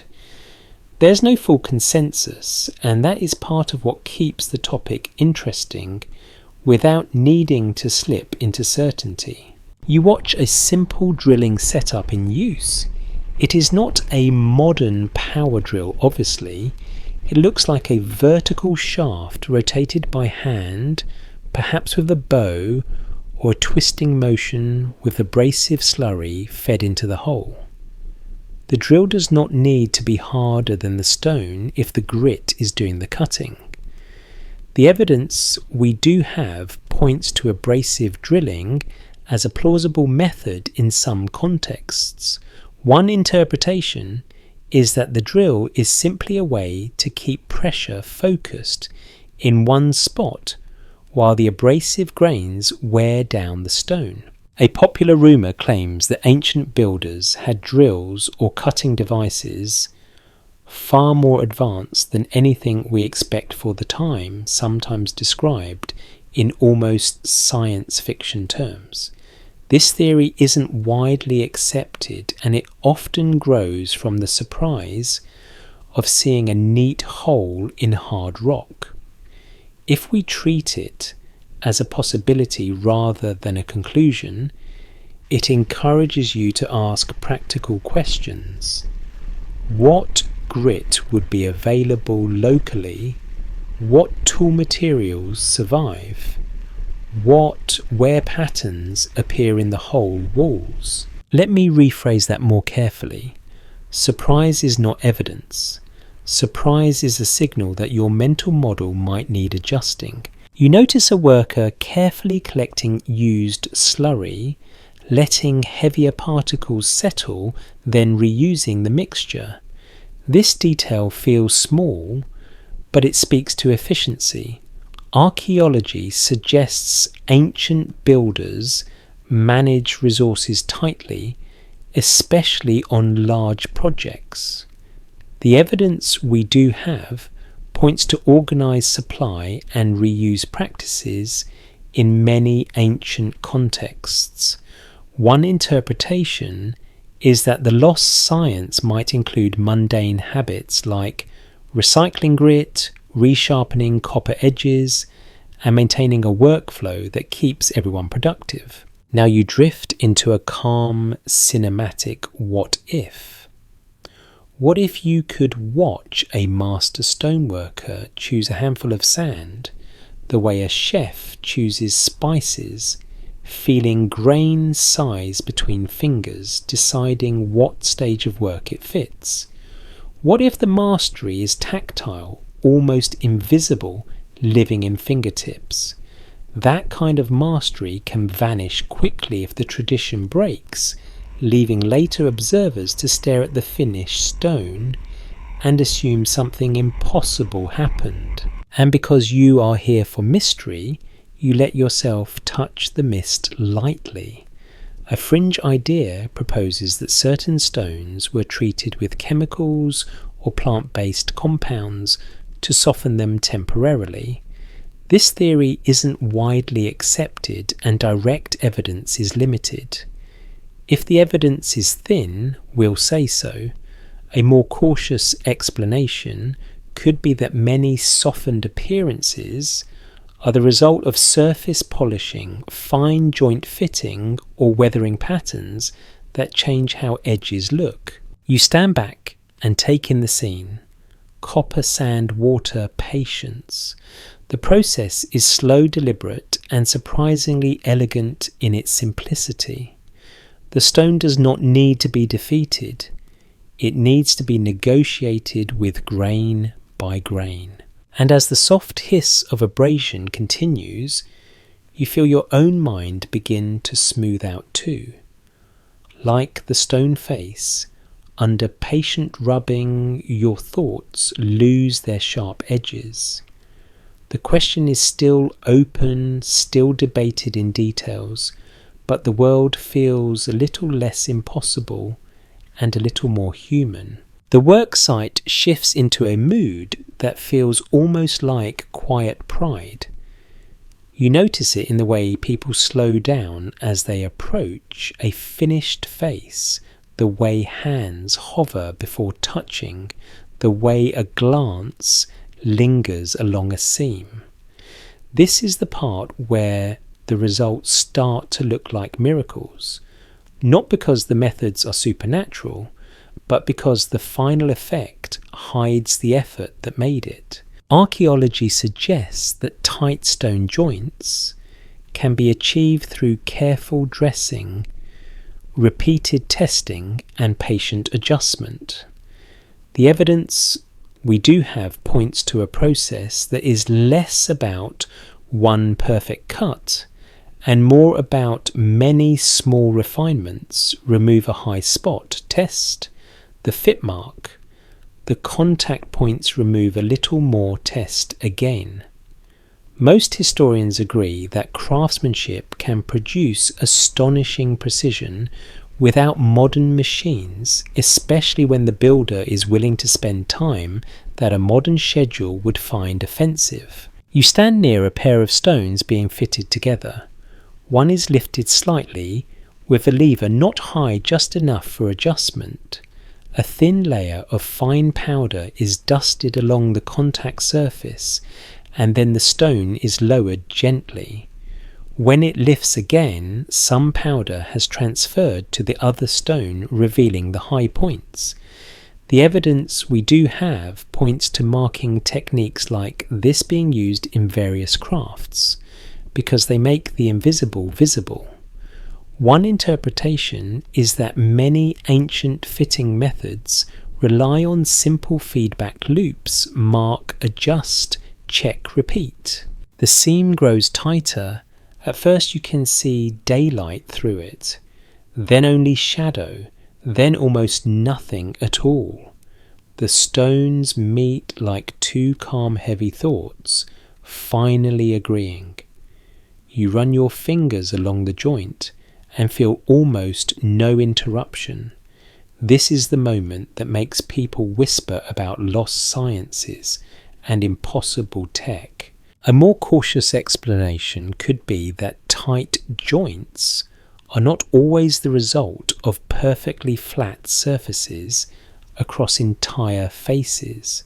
Sometimes the contact is concentrated along edges or key points with careful packing and balancing. Archaeology suggests builders used small shims and packing stones to stabilize joints where needed. One interpretation is that the illusion of a perfect contact can be created by thoughtful load distribution and refined outer surfaces, even if inner faces are rougher. Now, because this is sleep-friendly and your mind likes a little sparkle, you let yourself entertain the cinematic what-if. What if you could watch the final fitting at dusk when the air cools and the stones feel colder and the workers move slower and quieter, as if they know they are touching something that will last?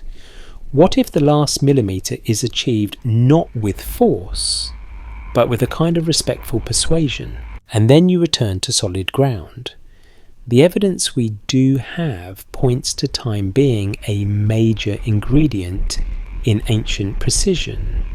When people say, "How could they do this?" they often mean, how could they do this without rushing? One interpretation is that modern observers sometimes underestimate how long a crew could spend on finishing when a monument carried political, religious, or communal importance. Here's a small joke to keep you drifting. If you have ever tried to assemble something from a flat pack and ended up with one mysterious extra screw, you know, the feeling of doubt. Ancient builders, meanwhile, were assembling mountains, and their extra screws were entire boulders, and somehow they still made it look clean. You walk along a wall where the stones are fitted so tightly that the joints form thin, shadowy lines.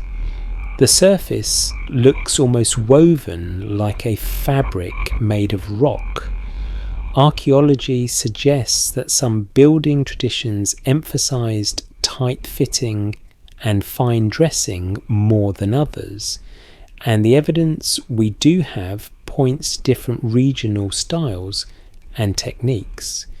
One interpretation is that what looks like a universal ancient secret may actually be many local secrets developed independently, refined by generations. Historians still argue whether the most extreme examples of tight stone fitting represent exceptional elite projects, the peak of specialized guild knowledge, or a broader tradition that has simply not survived in as many examples. There's no full consensus because the surviving record is uneven and often biased toward the biggest, most durable structures. Now you notice how the outer faces are the stars of the show. They are the parts you see. The inner faces might be rougher, more practical, more hidden. This doesn't diminish the craftsmanship. It makes it more realistic. A careful reading might suggest that builders allocated effort strategically, refine what needs to be seen and what needs to bear load, simplify what can be hidden. The evidence we do have points to this kind of practical decision making in many crafts across time. You step into a corner where two walls meet. The cornerstones interlock. The geometry feels satisfying, like a puzzle piece sliding into place. You imagine the planning that went into choosing stone shapes, the sorting of blocks, the decision of where each piece belongs. Archaeology suggests stone selection and placement were part of a larger logistical system, not random stacking. One interpretation is that builders developed an eye for how a stone's natural shape could be leveraged to reduce work, making the structure stronger and the fitting easier. Now the rumour lane tries to sneak in again because tight joints are catnip for speculation. A popular rumour claims that some ancient stones were melted or cast into place, explaining the seamless joins. This theory isn't widely accepted and direct evidence is limited. If we treat it as a possibility rather than a conclusion, it becomes a prompt to look carefully at surfaces. Do they show signs of casting, or do they show signs of abrasion and fitting? A more cautious explanation could be that long polishing and repeated fitting can create joins that feel seamless. Let me rephrase that more carefully. A seam that is hard to see does not mean the stone was liquid. It can mean the workers were persistent. You watch someone tap along a joint with a small stone, listening. The sound changes slightly when the contact is firm. This is not magic. It is a practical check. Archaeology suggests sound and touch were part of quality control. One interpretation is that ancient builders used multiple senses to judge fit, not only sight. Your modern world is full of instruments, but your senses are still instruments too. The scene invites another gentle what if.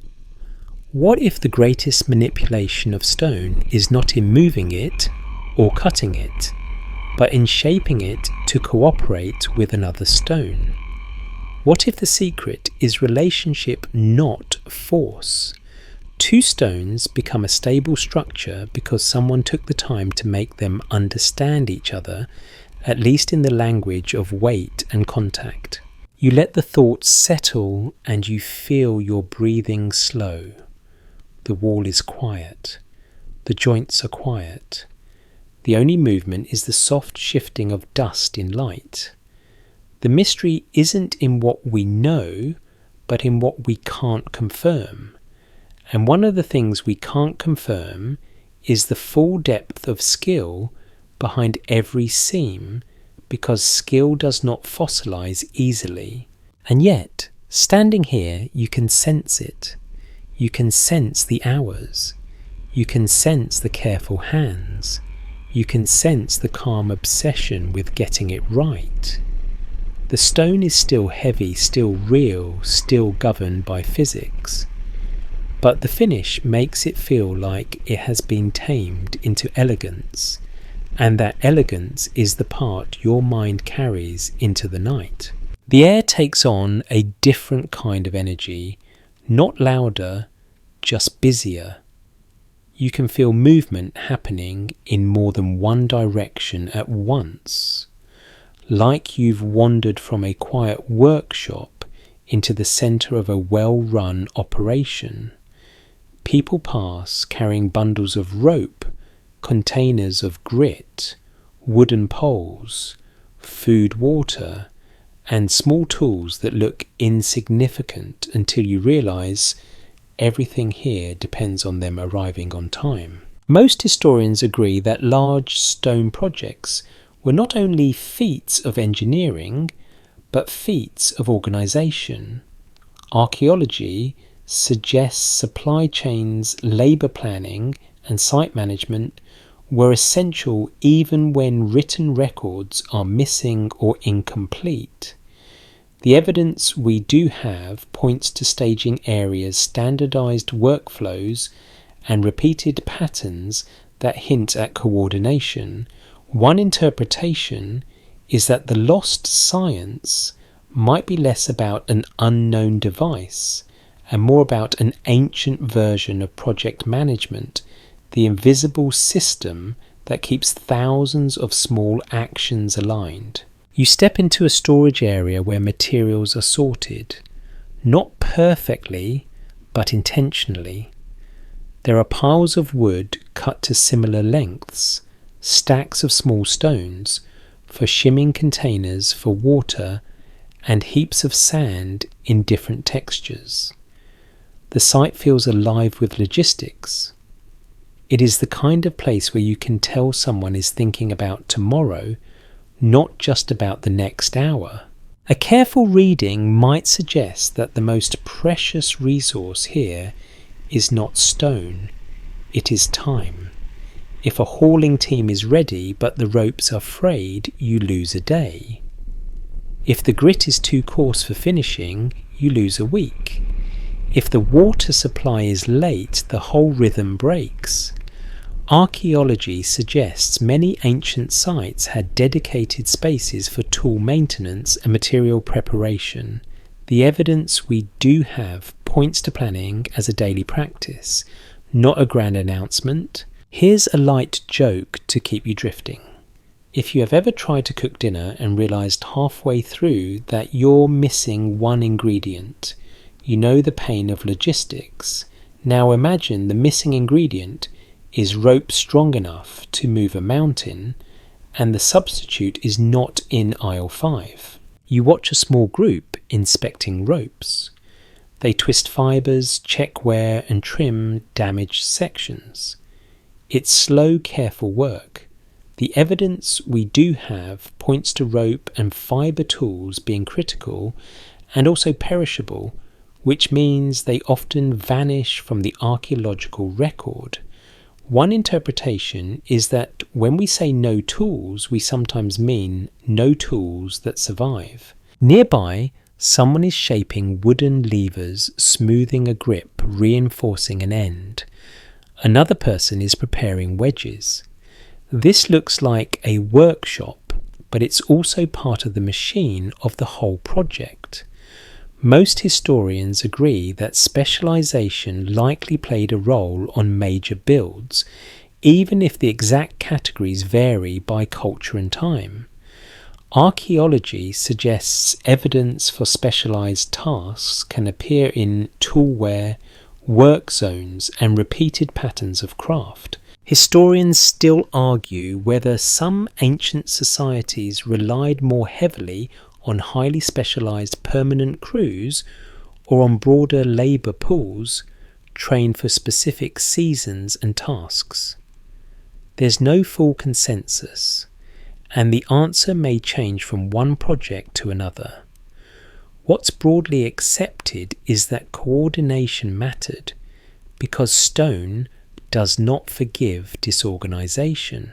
You notice something that feels surprisingly modern record keeping, or at least tracking. There are marks on stones, tallies on wood, and symbols on bundles that could indicate size, destination, or ownership. The evidence we do have points to marking systems being used to manage materials. One interpretation is that ancient builders used practical codes, a language of scratches and symbols that let the site run smoothly without needing everyone to read long texts. Now, because mystery lives in gaps, you let yourself glance into the mist again. A fringe idea proposes that ancient builders had centralised secret knowledge passed down through hidden guilds, explaining why certain techniques appear suddenly and then seem to vanish. This theory isn't widely accepted, and it often leans on romantic ideas about secrecy. If we treat it as a possibility rather than a conclusion, it can still highlight something. Real craft traditions can be guarded, and they can be lost if the social structures supporting them collapse. A more cautious explanation could be that techniques vanish simply because priorities change, resources shift, or the people who knew the methods die without passing them on. The mystery isn't in what we know, but in what we can't confirm, especially when human networks leave fewer traces than stone. You watch a crew rotate through tasks. Some pull, some guide, some dampen the path, some prepare the next section, some rest and then return. The work feels designed to prevent exhaustion and maintain steady output. Archaeology suggests that ancient labour systems could be complex and adaptive. The evidence we do have points to large projects requiring sustained effort across time. One interpretation is that the impossible nature of the stones becomes less impossible when you imagine the work happening day after day with a steady rhythm, not as a single dramatic event. Now you notice the role of leadership not in a grand speech, but in small decisions. A foreman points, adjusts, redirects. A crew listens. Someone stops a pull because the surface is not ready. The action pauses. Then it resumes with more control. The evidence we do have points to careful decision-making being part of safe and effective movement. One interpretation is that the best leaders here are the ones who prevent mistakes rather than the ones who celebrate heroics. A popular rumour claims that ancient builders used supernatural assistants or non-human beings to do the heavy work. This theory isn't widely accepted, and it often reflects modern disbelief in human capability. Let me rephrase that more carefully. When you see a result that feels beyond you, it is tempting to outsource it to something mysterious.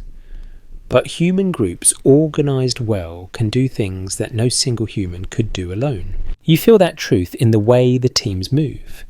It's possible that many great projects were communal efforts tied to social identity, belief systems, political power, or economic structure. Archaeology suggests large builds often connect to broader social organisation. The evidence we do have points to labour being mobilised in ways that reflect the values and systems of the society. Now comes your cinematic what if gentle and sleep friendly. What if the most advanced ancient technology is the ability to coordinate people at scale without modern communication tools? What if the real manipulation of stone begins with manipulating schedules, food supplies, training and morale? What if a rope is not just fibre, but a symbol of trust because everyone pulling has to believe the plan works? You stand still and let the site's rhythm wash over you. In the background, someone laughs quietly at a small mistake. Not cruelly, just humanly. Someone shares water, someone tightens a knot. The whole place runs on tiny acts of attention, and you realise something calming. The stone does not move because of one secret method. It moves because dozens of methods, each practical, each small combine into a system. That system is easy to overlook when you only see the finished monument. The monument is stone. The system is people. You breathe slowly. The work continues steady and organised like a heartbeat. And in that steadiness, the mystery shifts. It becomes less about hidden devices and more about hidden human capacity, the quiet ability to plan, repeat and endure. The landscape widens and the air feels different, as if you've stepped into a place where the world is bigger than one work site. You notice the stonework styles shift around you, not abruptly, but like accents changing as you travel. The shapes of blocks, the patterns of joints, the choices of finishing all hint at something quietly fascinating. Archaeology suggests that many cultures around the world developed stone moving and stone shaping methods that are surprisingly effective, even when they developed independently. The evidence we do have points to a repeated human pattern. When faced with heavy stone and limited resources, people often invent similar solutions. Most historians agree that convergence is common in technology and craft. One interpretation is that what looks like a shared lost science may actually be multiple local sciences, each shaped by terrain, climate, available materials, and social needs. You walk along a path that feels like it crosses continents in your imagination. In one place you see massive blocks fitted with tidy seams.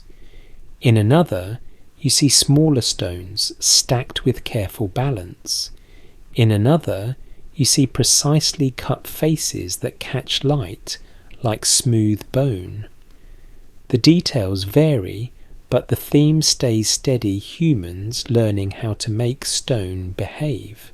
A careful reading might suggest that the similarities come from physics being the same everywhere. Levers work in every hemisphere. Gravity has no favourite culture. Friction is stubborn in all languages. And what if the most comforting secret is that when people face the same problem, they often find the same elegant answers? Most historians agree that long-distance contact did happen in many eras, but archaeology suggests we should be careful about assuming every similarity means direct influence. The evidence we do have points to both contact and independent invention across different times and regions.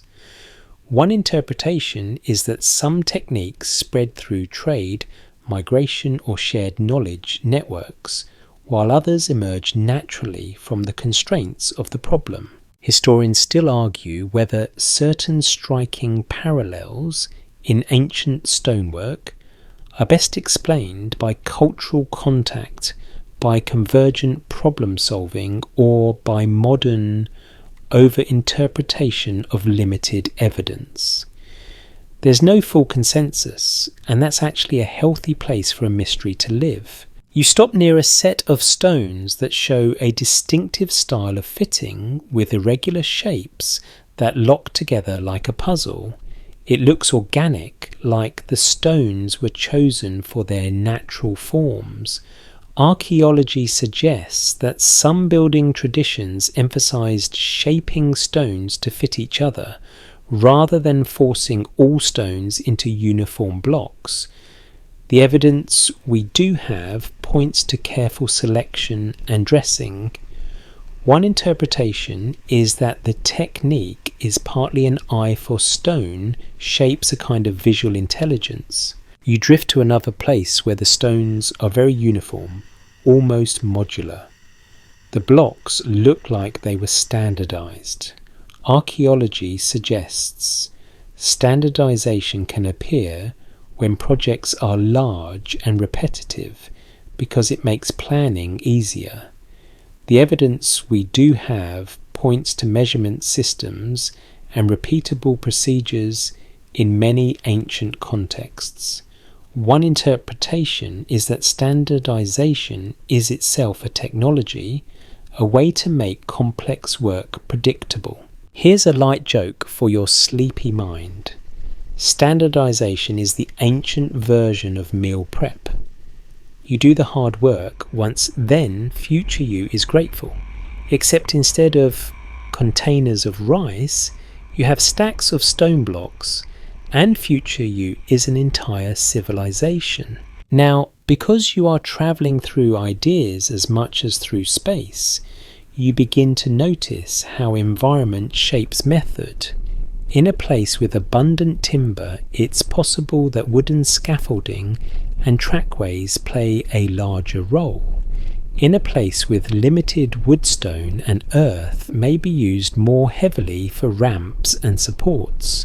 Archaeology suggests local materials heavily influence construction techniques.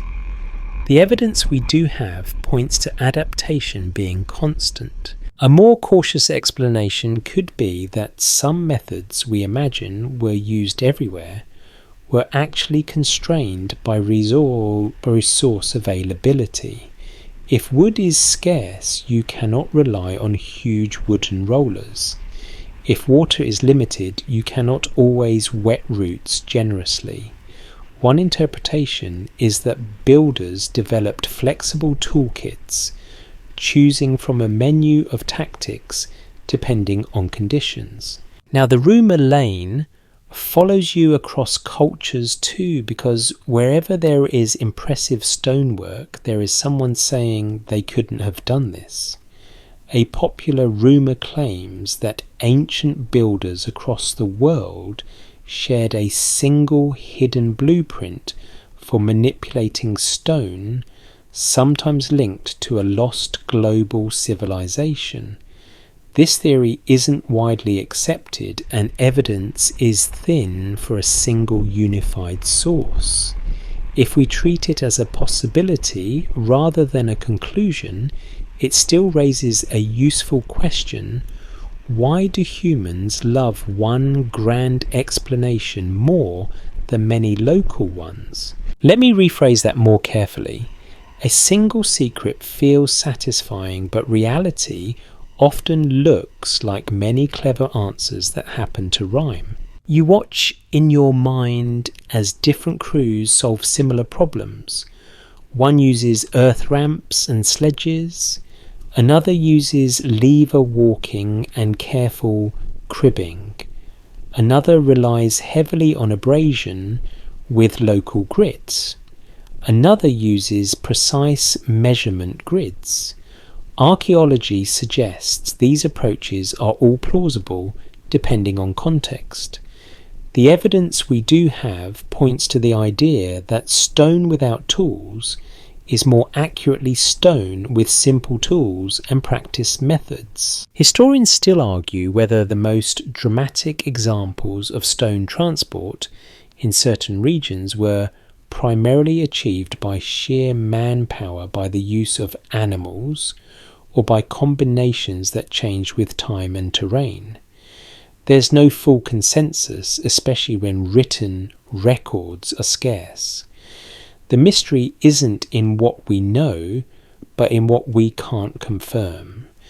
And that uncertainty leaves room for calm imagination. Here comes your gentle cinematic what if. What if you could stand at a crossroads where travelling craftsmen meet trading not only goods, but techniques, watching each other work, borrowing a trick here, adapting a method there?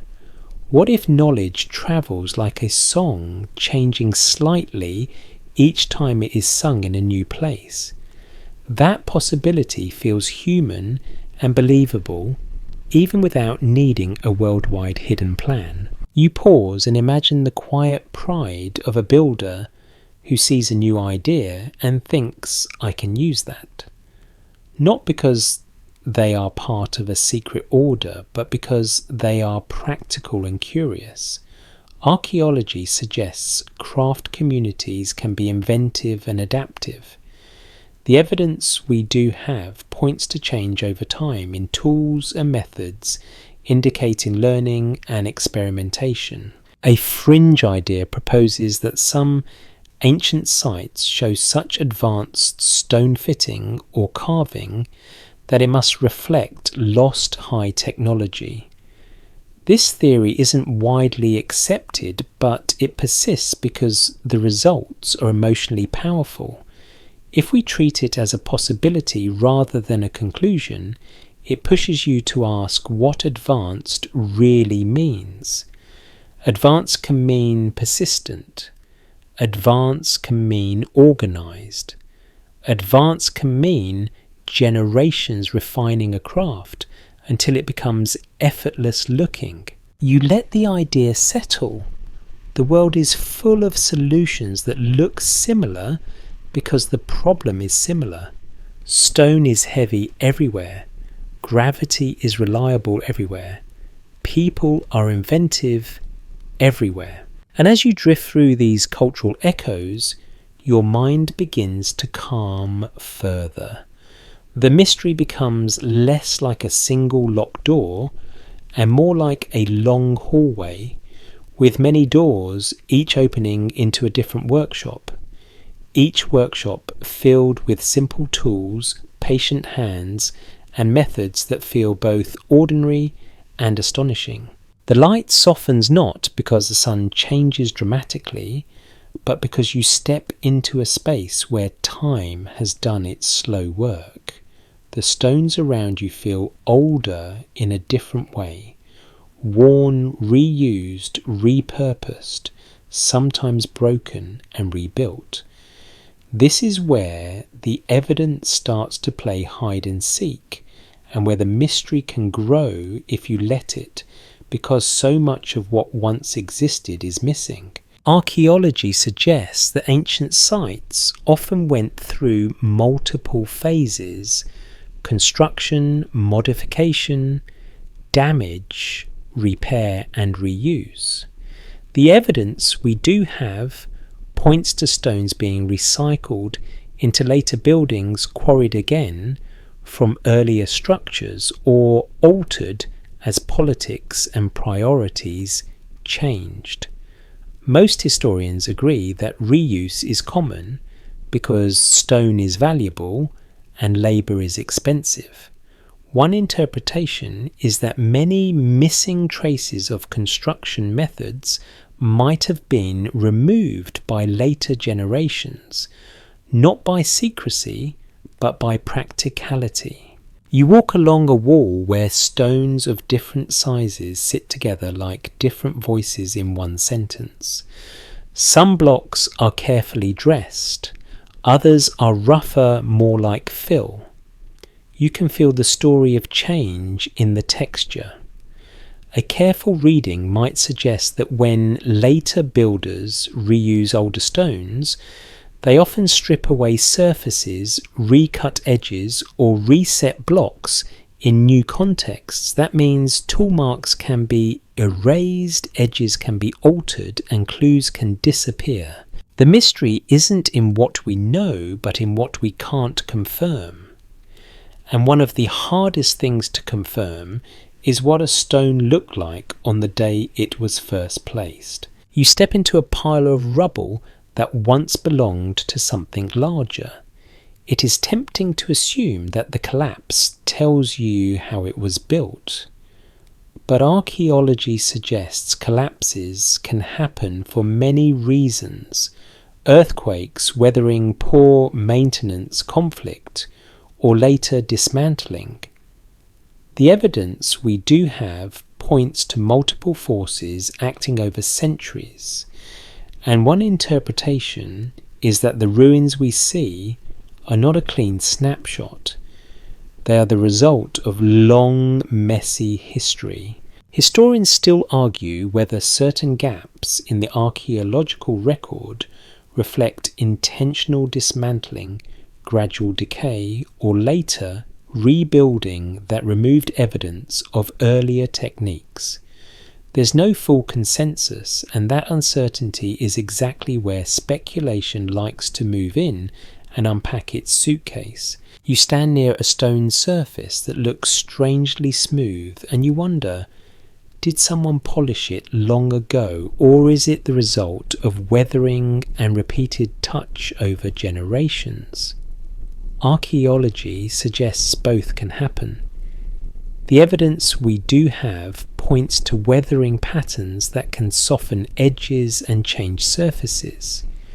One interpretation is that some unexplained smoothness might be natural alteration rather than lost technology. Now the rumour lane enters confidently, as if it owns the place. A popular rumour claims that when evidence is missing, it must have been removed to hide something. This theory isn't widely accepted, and it often relies on a dramatic assumption that someone is actively covering up a method.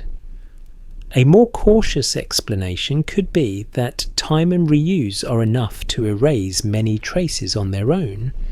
Let me rephrase that more carefully. Absence of evidence is not evidence of a cover-up, but it does remind you how fragile clues can be. You notice that some stones have been cut down, trimmed, or refaced. Tool marks on the fresh cuts are easier to see than on older faces. Archaeology suggests that later modifications can create layers of marks from different periods. The evidence we do have points to the need for careful contextual reading. One interpretation is that when people claim no tool marks, they might be looking at a surface that has been weathered, repolished, or simply too eroded for marks to stand out. Here's a light joke to keep your mind floating. Ruins are like a room after a long party where everyone cleaned up just enough to be confusing. You can tell something happened, but the details are gone, and somebody definitely took the good serving spoon.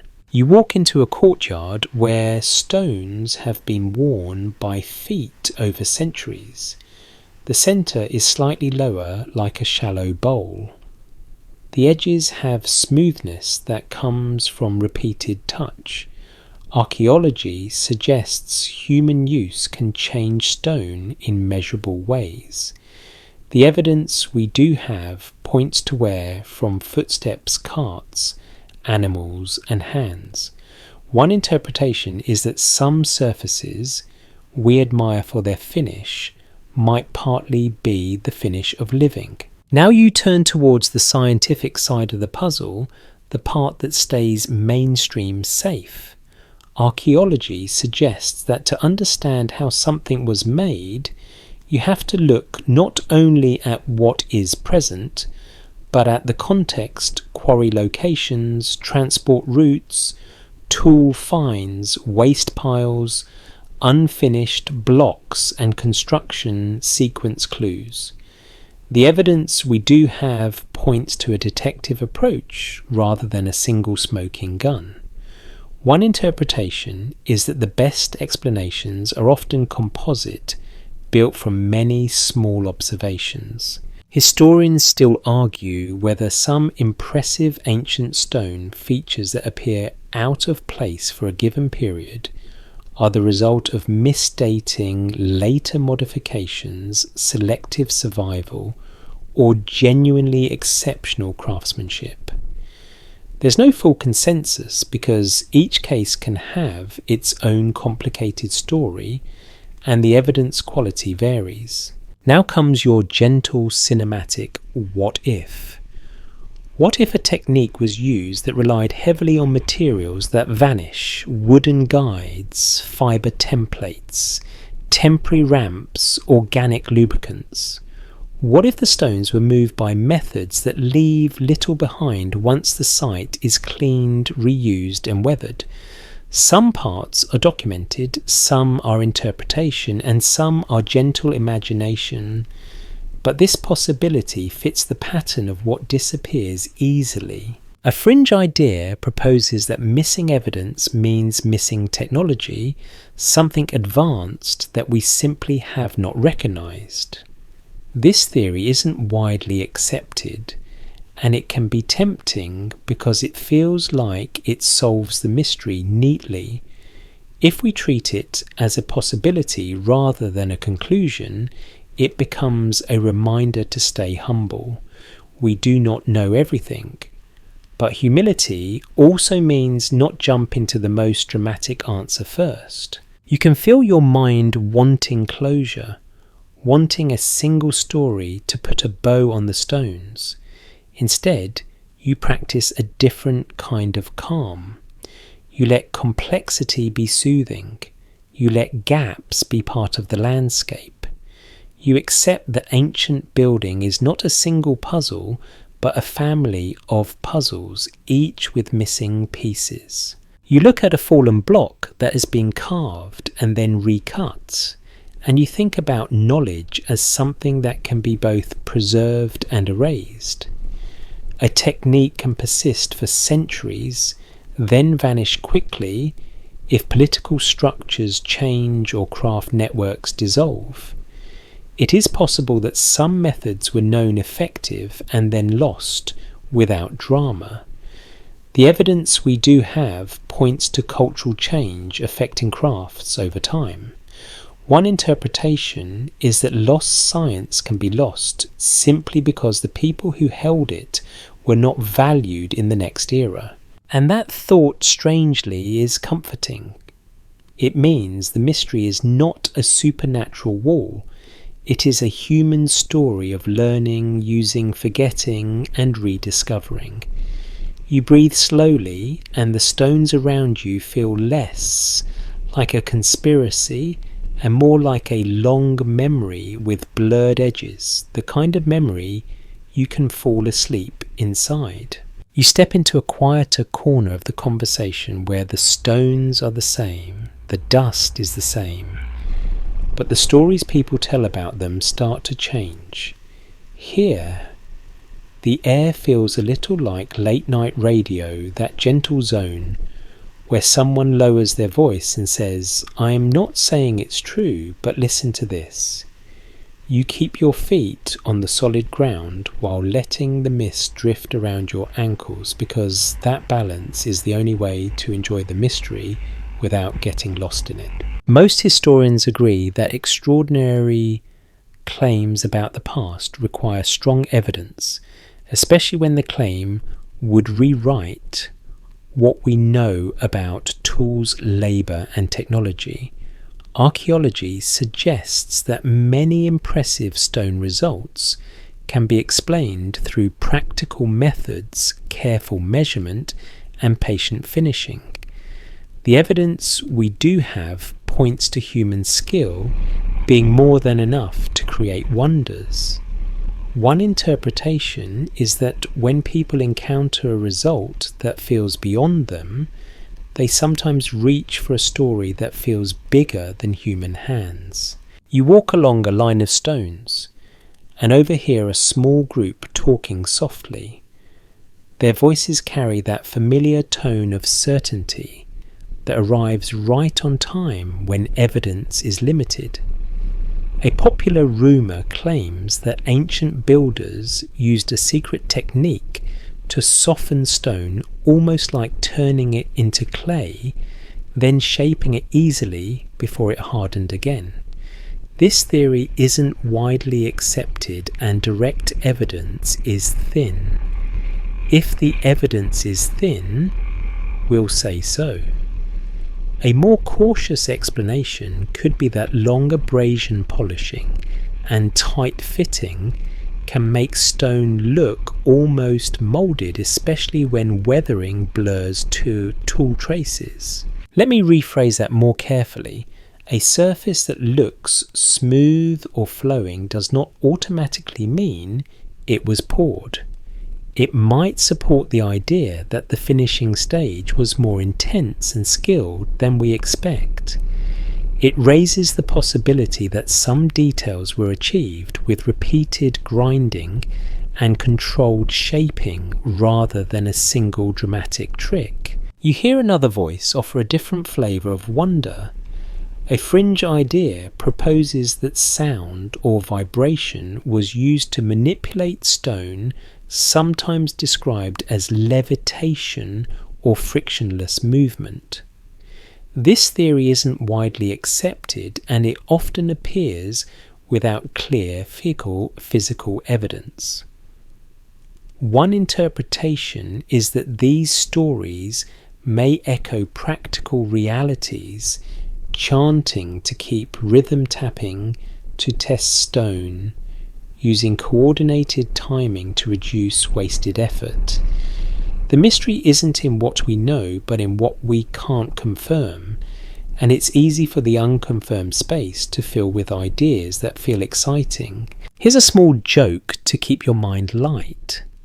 Humans can turn anything into a miracle if they explain it confidently enough. If you say vibrational harmonic resonance alignment 3 times in a row, someone will hand you a microphone and ask when your documentary comes out. You keep listening, not to accept everything, but to understand why these stories persist. One interpretation is that fringe theories often appear where the evidence is patchy, where the work looks too neat, or where modern people underestimate how much time and labour can do. It's possible that mystery theories act like a bridge for the imagination, connecting modern disbelief to ancient reality. You walk to a stone with a seam so tight it looks like a shadow line. Someone says, no way they did that without advanced machines.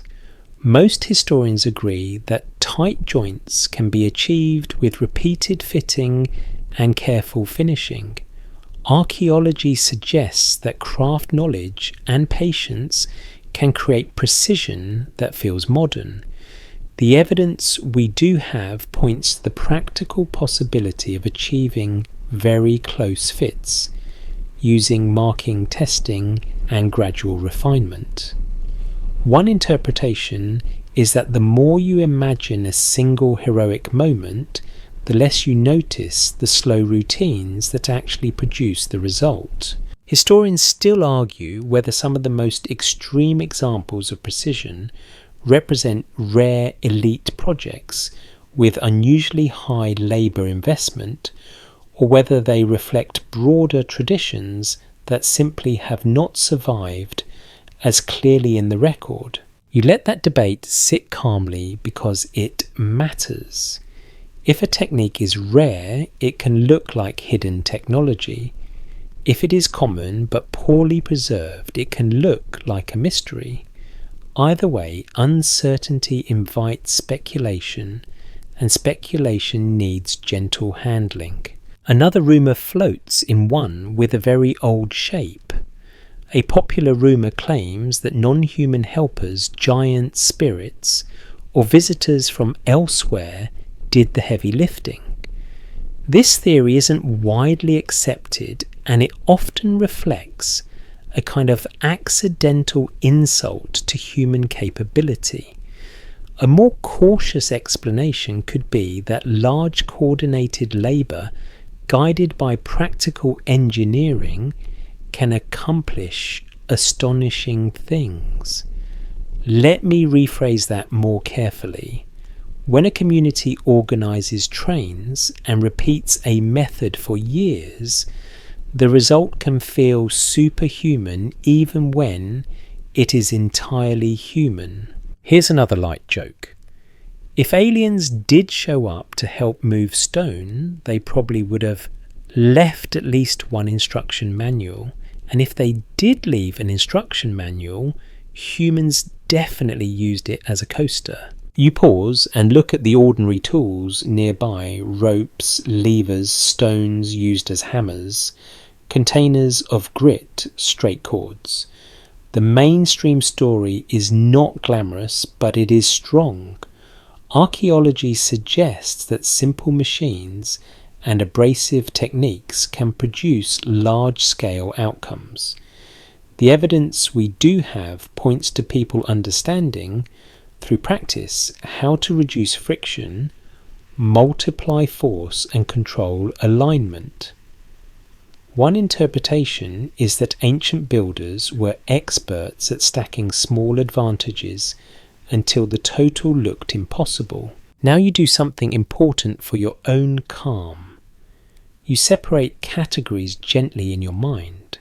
Some parts are documented, some are interpretation, and some are gentle imagination. The documented parts include quarries, transport traces, in some contexts tool where unfinished stones, and repeatable physical principles. The interpreted parts include the exact design of some transport systems, the organisation of some workforces, and the specific sequencing of certain tasks. The imagined parts are the cinematic moods and possibilities that help you feel the world without claiming you've solved it. That separation is a soft form of honesty, and honesty is surprisingly relaxing. You walk past a storyteller who points at a stone and says, "No tool marks." You lean in and see faint textures that appear only when the light hits at an angle. The evidence we do have points to the fact that tool marks can be subtly erased by weathering, softened by polishing, or hidden by later reuse. One interpretation is that the statement "no marks" can sometimes mean no marks I recognise. That's a possibility, not a certainty. You hear another claim: the stones are too perfect for their time. Most historians agree that skilled craft can outpace our expectations of a period. Archaeology suggests that human ingenuity is not a straight line upward. The evidence we do have points to peaks of craftsmanship that can appear, early flourish, then decline if conditions change. One interpretation is that the past is not a ladder you climb step by step. It's more like hills and valleys with bursts of expertise that can surprise you. Here's a third light joke, soft and sleepy. The idea that ancient people were always less capable than us is a very modern kind of confidence. It's like looking at a masterpiece and saying, sure, but could they update their apps? Stone does not care about your apps. Now you let yourself ask a gentle question that keeps mystery alive without misleading you. What if the story is pointing at something else? What if the real secret behind many fringe claims is not hidden technology, but hidden assumptions? The assumption that a small tool cannot shape a hard stone. The assumption that people would not spend years refining a surface. The assumption that labour cannot be organised without modern bureaucracy. When you loosen those assumptions, the mainstream explanations start to breathe. That doesn't mean every question is answered. The mystery isn't in what we know, but in what we can't confirm, and some details remain debated. If the evidence is thin, we'll say so. If an idea is fringe, we'll label it gently. And you, in your quiet listening mode, can enjoy the full range, the solid ground, the cautious interpretation, the misty possibility. You let the whispers fade into the background and return your attention to the stone itself. The one honest witness that never tells you a story directly, but always leaves you clues if you approach it patiently. Your breathing slows. The night feels softer, and the topic becomes what it always should have been at bedtime.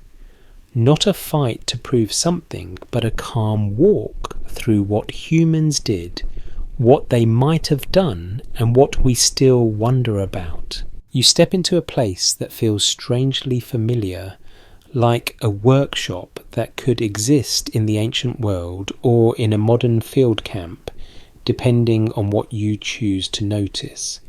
The air smells of cut wood, damp earth, and that sharp mineral scent that rises when stone dust meets water. You hear quiet discussion, not dramatic, just focused, the kind of talk people use when they are about to try something heavy and want it to go well. Archaeology suggests that one of the best ways to test ideas about ancient stonework is to attempt careful reconstructions with simple materials. The evidence we do have points to many methods being physically plausible when you combine levers, ropes, prepared paths, and patience. Most historians agree that experimental work can clarify what is possible even if it cannot perfectly recreate every ancient condition. One interpretation is that the real value of rebuilding is not in claiming a final answer, but in narrowing the range of guesses. You watch a group prepare a route. They do not start with the stone. They start with the ground. They level a strip, pack it down, add a little sand, then dampen it lightly. The surface changes from loose and crunchy to firm and cooperative.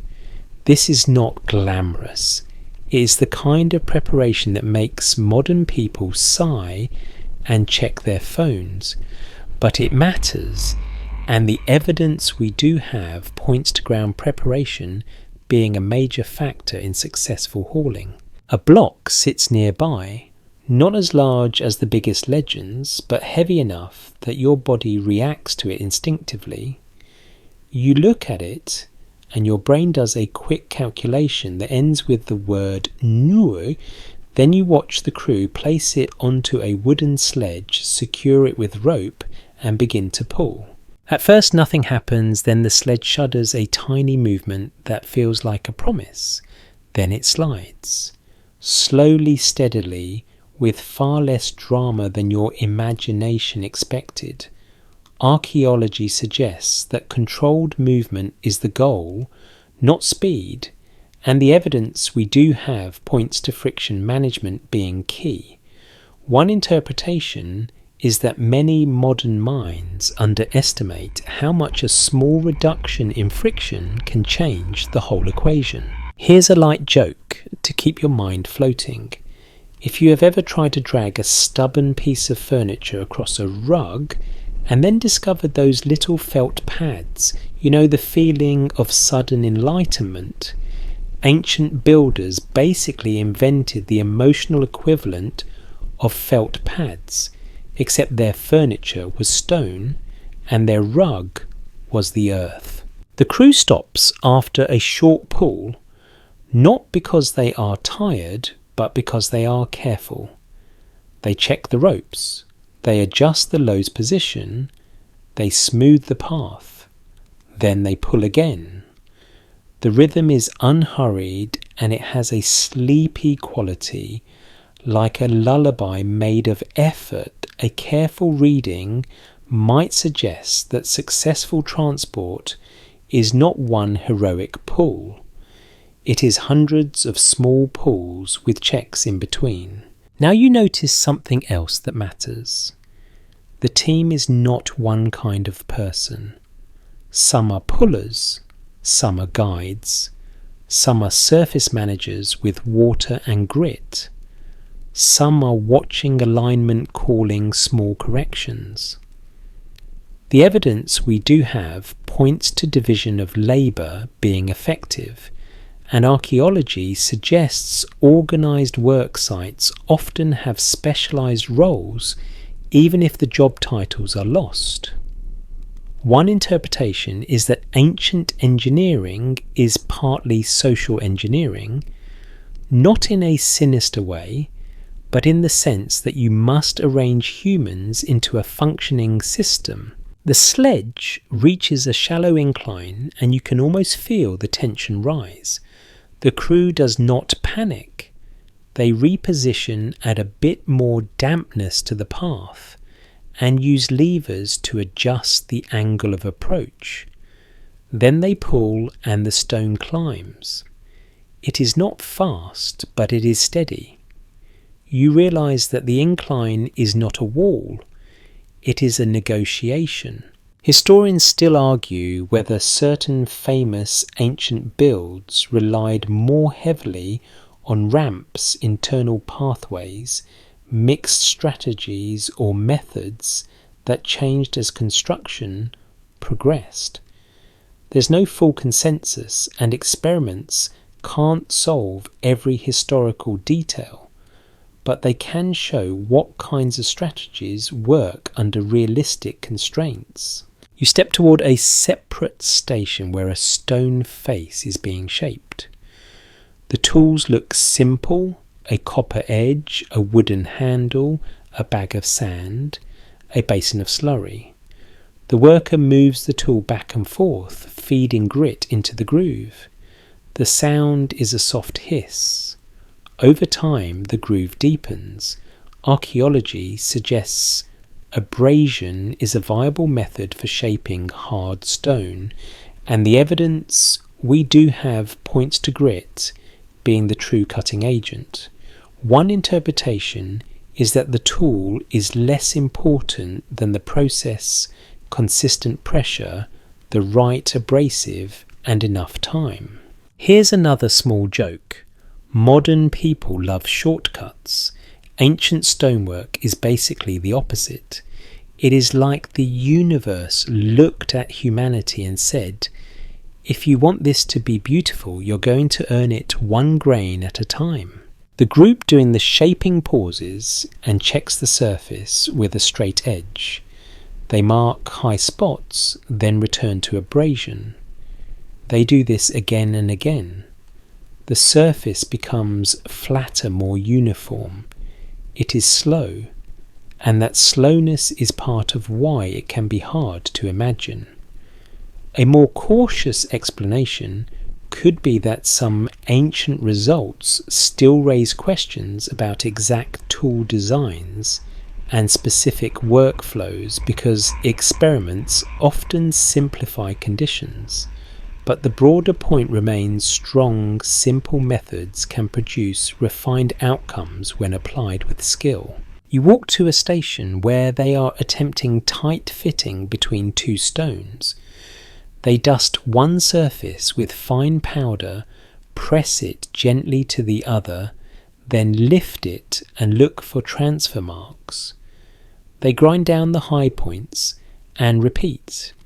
The seam becomes thinner. The evidence we do have points to iterative fitting being practical, and archaeology suggests craftsmen could achieve impressive joins through patient refinement. One interpretation is that precision is an accumulation, not an event. Now the mood shifts into the mist for a moment, because experiments have limits, and limits invite stories. A popular rumour claims that modern people cannot replicate ancient feats, so the ancients must have had something we don't. This theory isn't widely accepted as a general conclusion, because replication depends on resources, time, skill, and willingness to do slow work. Let me rephrase that more carefully. When a modern test fails, it might not mean the ancient method is impossible. It might mean the modern test is incomplete. A fringe idea proposes that there are missing techniques involving unusual forces, hidden devices, or exotic knowledge that modern experiments ignore. This theory isn't widely accepted and evidence is thin. If we treat it as a possibility rather than a conclusion, it becomes a prompt to ask what factors experiments might overlook: climate differences long term, training material quality, and the sheer number of people involved. You watch the crew reset their ropes and you notice how much attention goes into knots, tension, and fibre condition. Rope is not just rope here. It is a critical component and small failures matter. Archaeology suggests fibre tools were essential and often perishable, which means they rarely survive to tell their story. One interpretation is that the missing parts of ancient construction are often the parts made of plants and wood. Here's a third light joke to keep you drifting. If the ancient world had a customer service department, it would have been called rope support, and the hold music would be the sound of someone sighing while tying the same knot again. Now you stand back and look at the whole scene. The movement, the shaping, the fitting, the measuring, none of it is supernatural. None of it is effortless. And yet it still feels remarkable because it relies on a kind of patience that modern life rarely asks of you.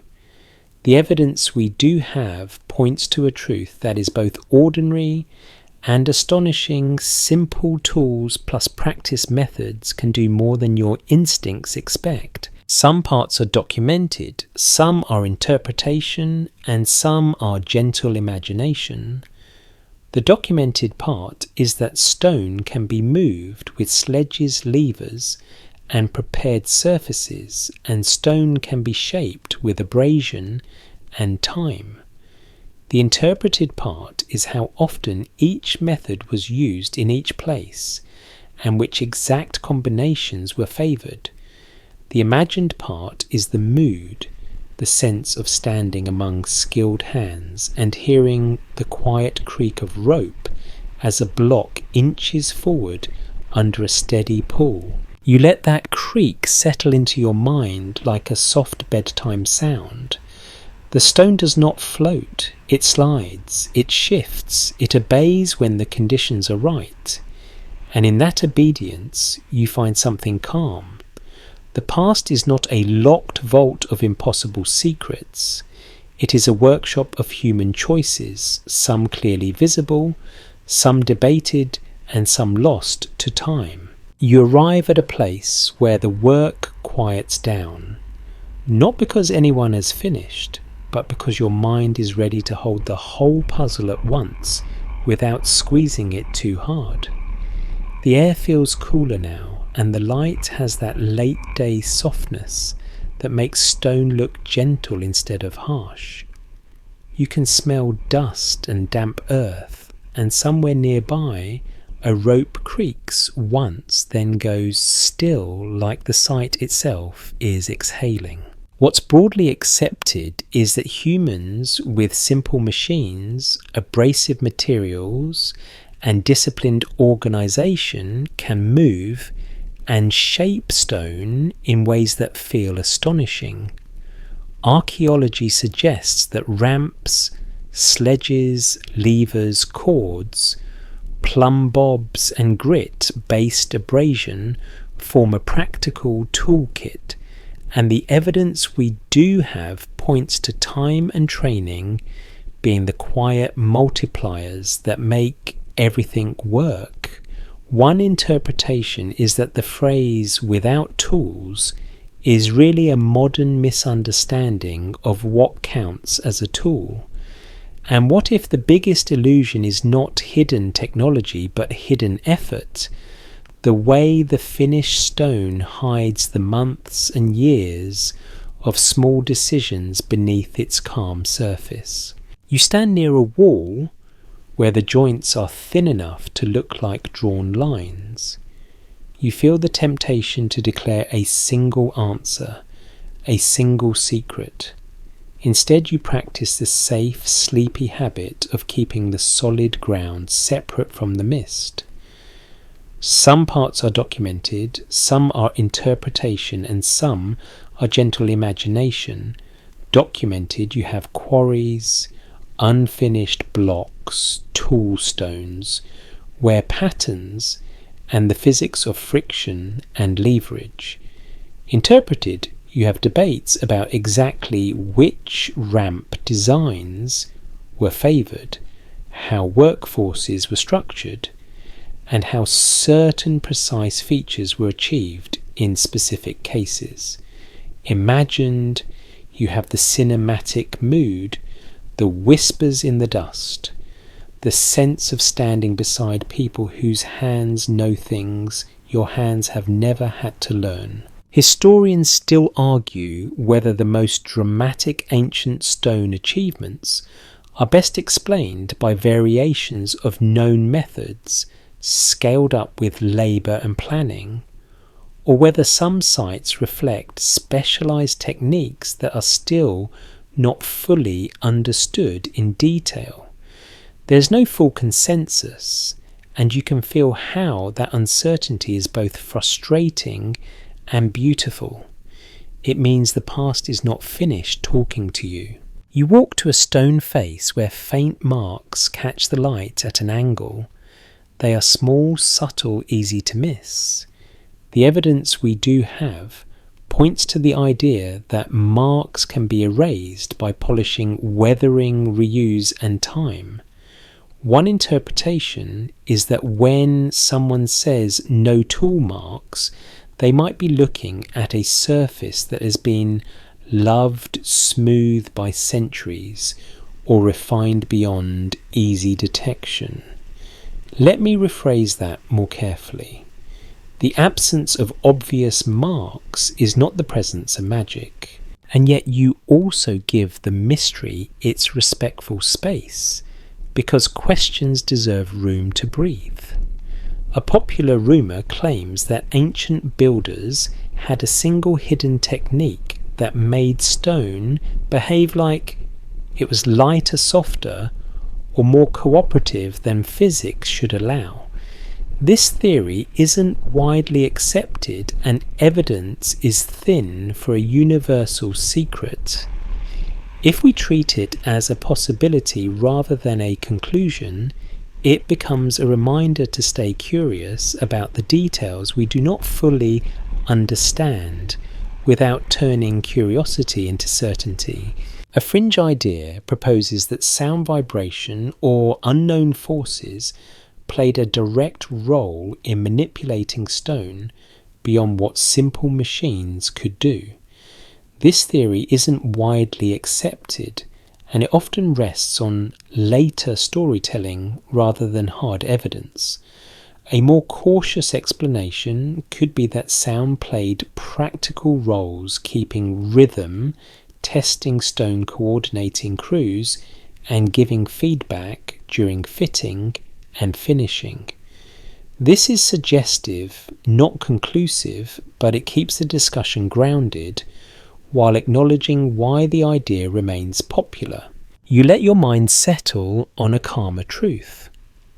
Most historians agree that the real wonder is not that stone moved. The wonder is that humans learned to move it safely, repeatedly, and with enough control to build things that still stand. Archaeology suggests that large projects were supported by system supply training, scheduling route, preparation tool, maintenance, and constant checking.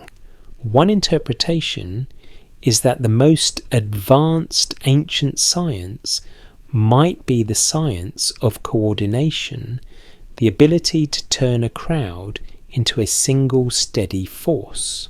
Here's a final light joke before the wind down begins. Modern people love to say, work smarter, not harder, while still choosing to carry all the grocery bags in one trip. Ancient builders basically invented work smarter, but their one trip involved moving a stone the size of a room, and somehow they still kept going. Now you slow your pace and let the story shift into softness. You are not proving anything tonight. You are following clues, and the clues have led you to a place that feels both ordinary and profound. A rope, a lever, a dampened path, a handful of sand, a straight cord pulled tight. Small things used with care becoming the difference between impossible and inevitable. The work site begins to fade into a calmer picture, as if the edges of your imagination are dimming along with your room. You can still see the line of stones, still feel the coolness of the air near a shaded wall, still hear the faint scrape of grit in a groove, but it all grows quieter, more distant, like a memory settling into sleep. And you can take a gentle reassurance with you. If the evidence is thin, we'll say so. If something is debated, we'll label it softly. If a rumour is popular, we'll keep it in the mist where it belongs. Interesting, but not commanding. The solid ground remains. Humans are capable of remarkable things with simple tools and deep patience. The rest remains a puzzle, an open question.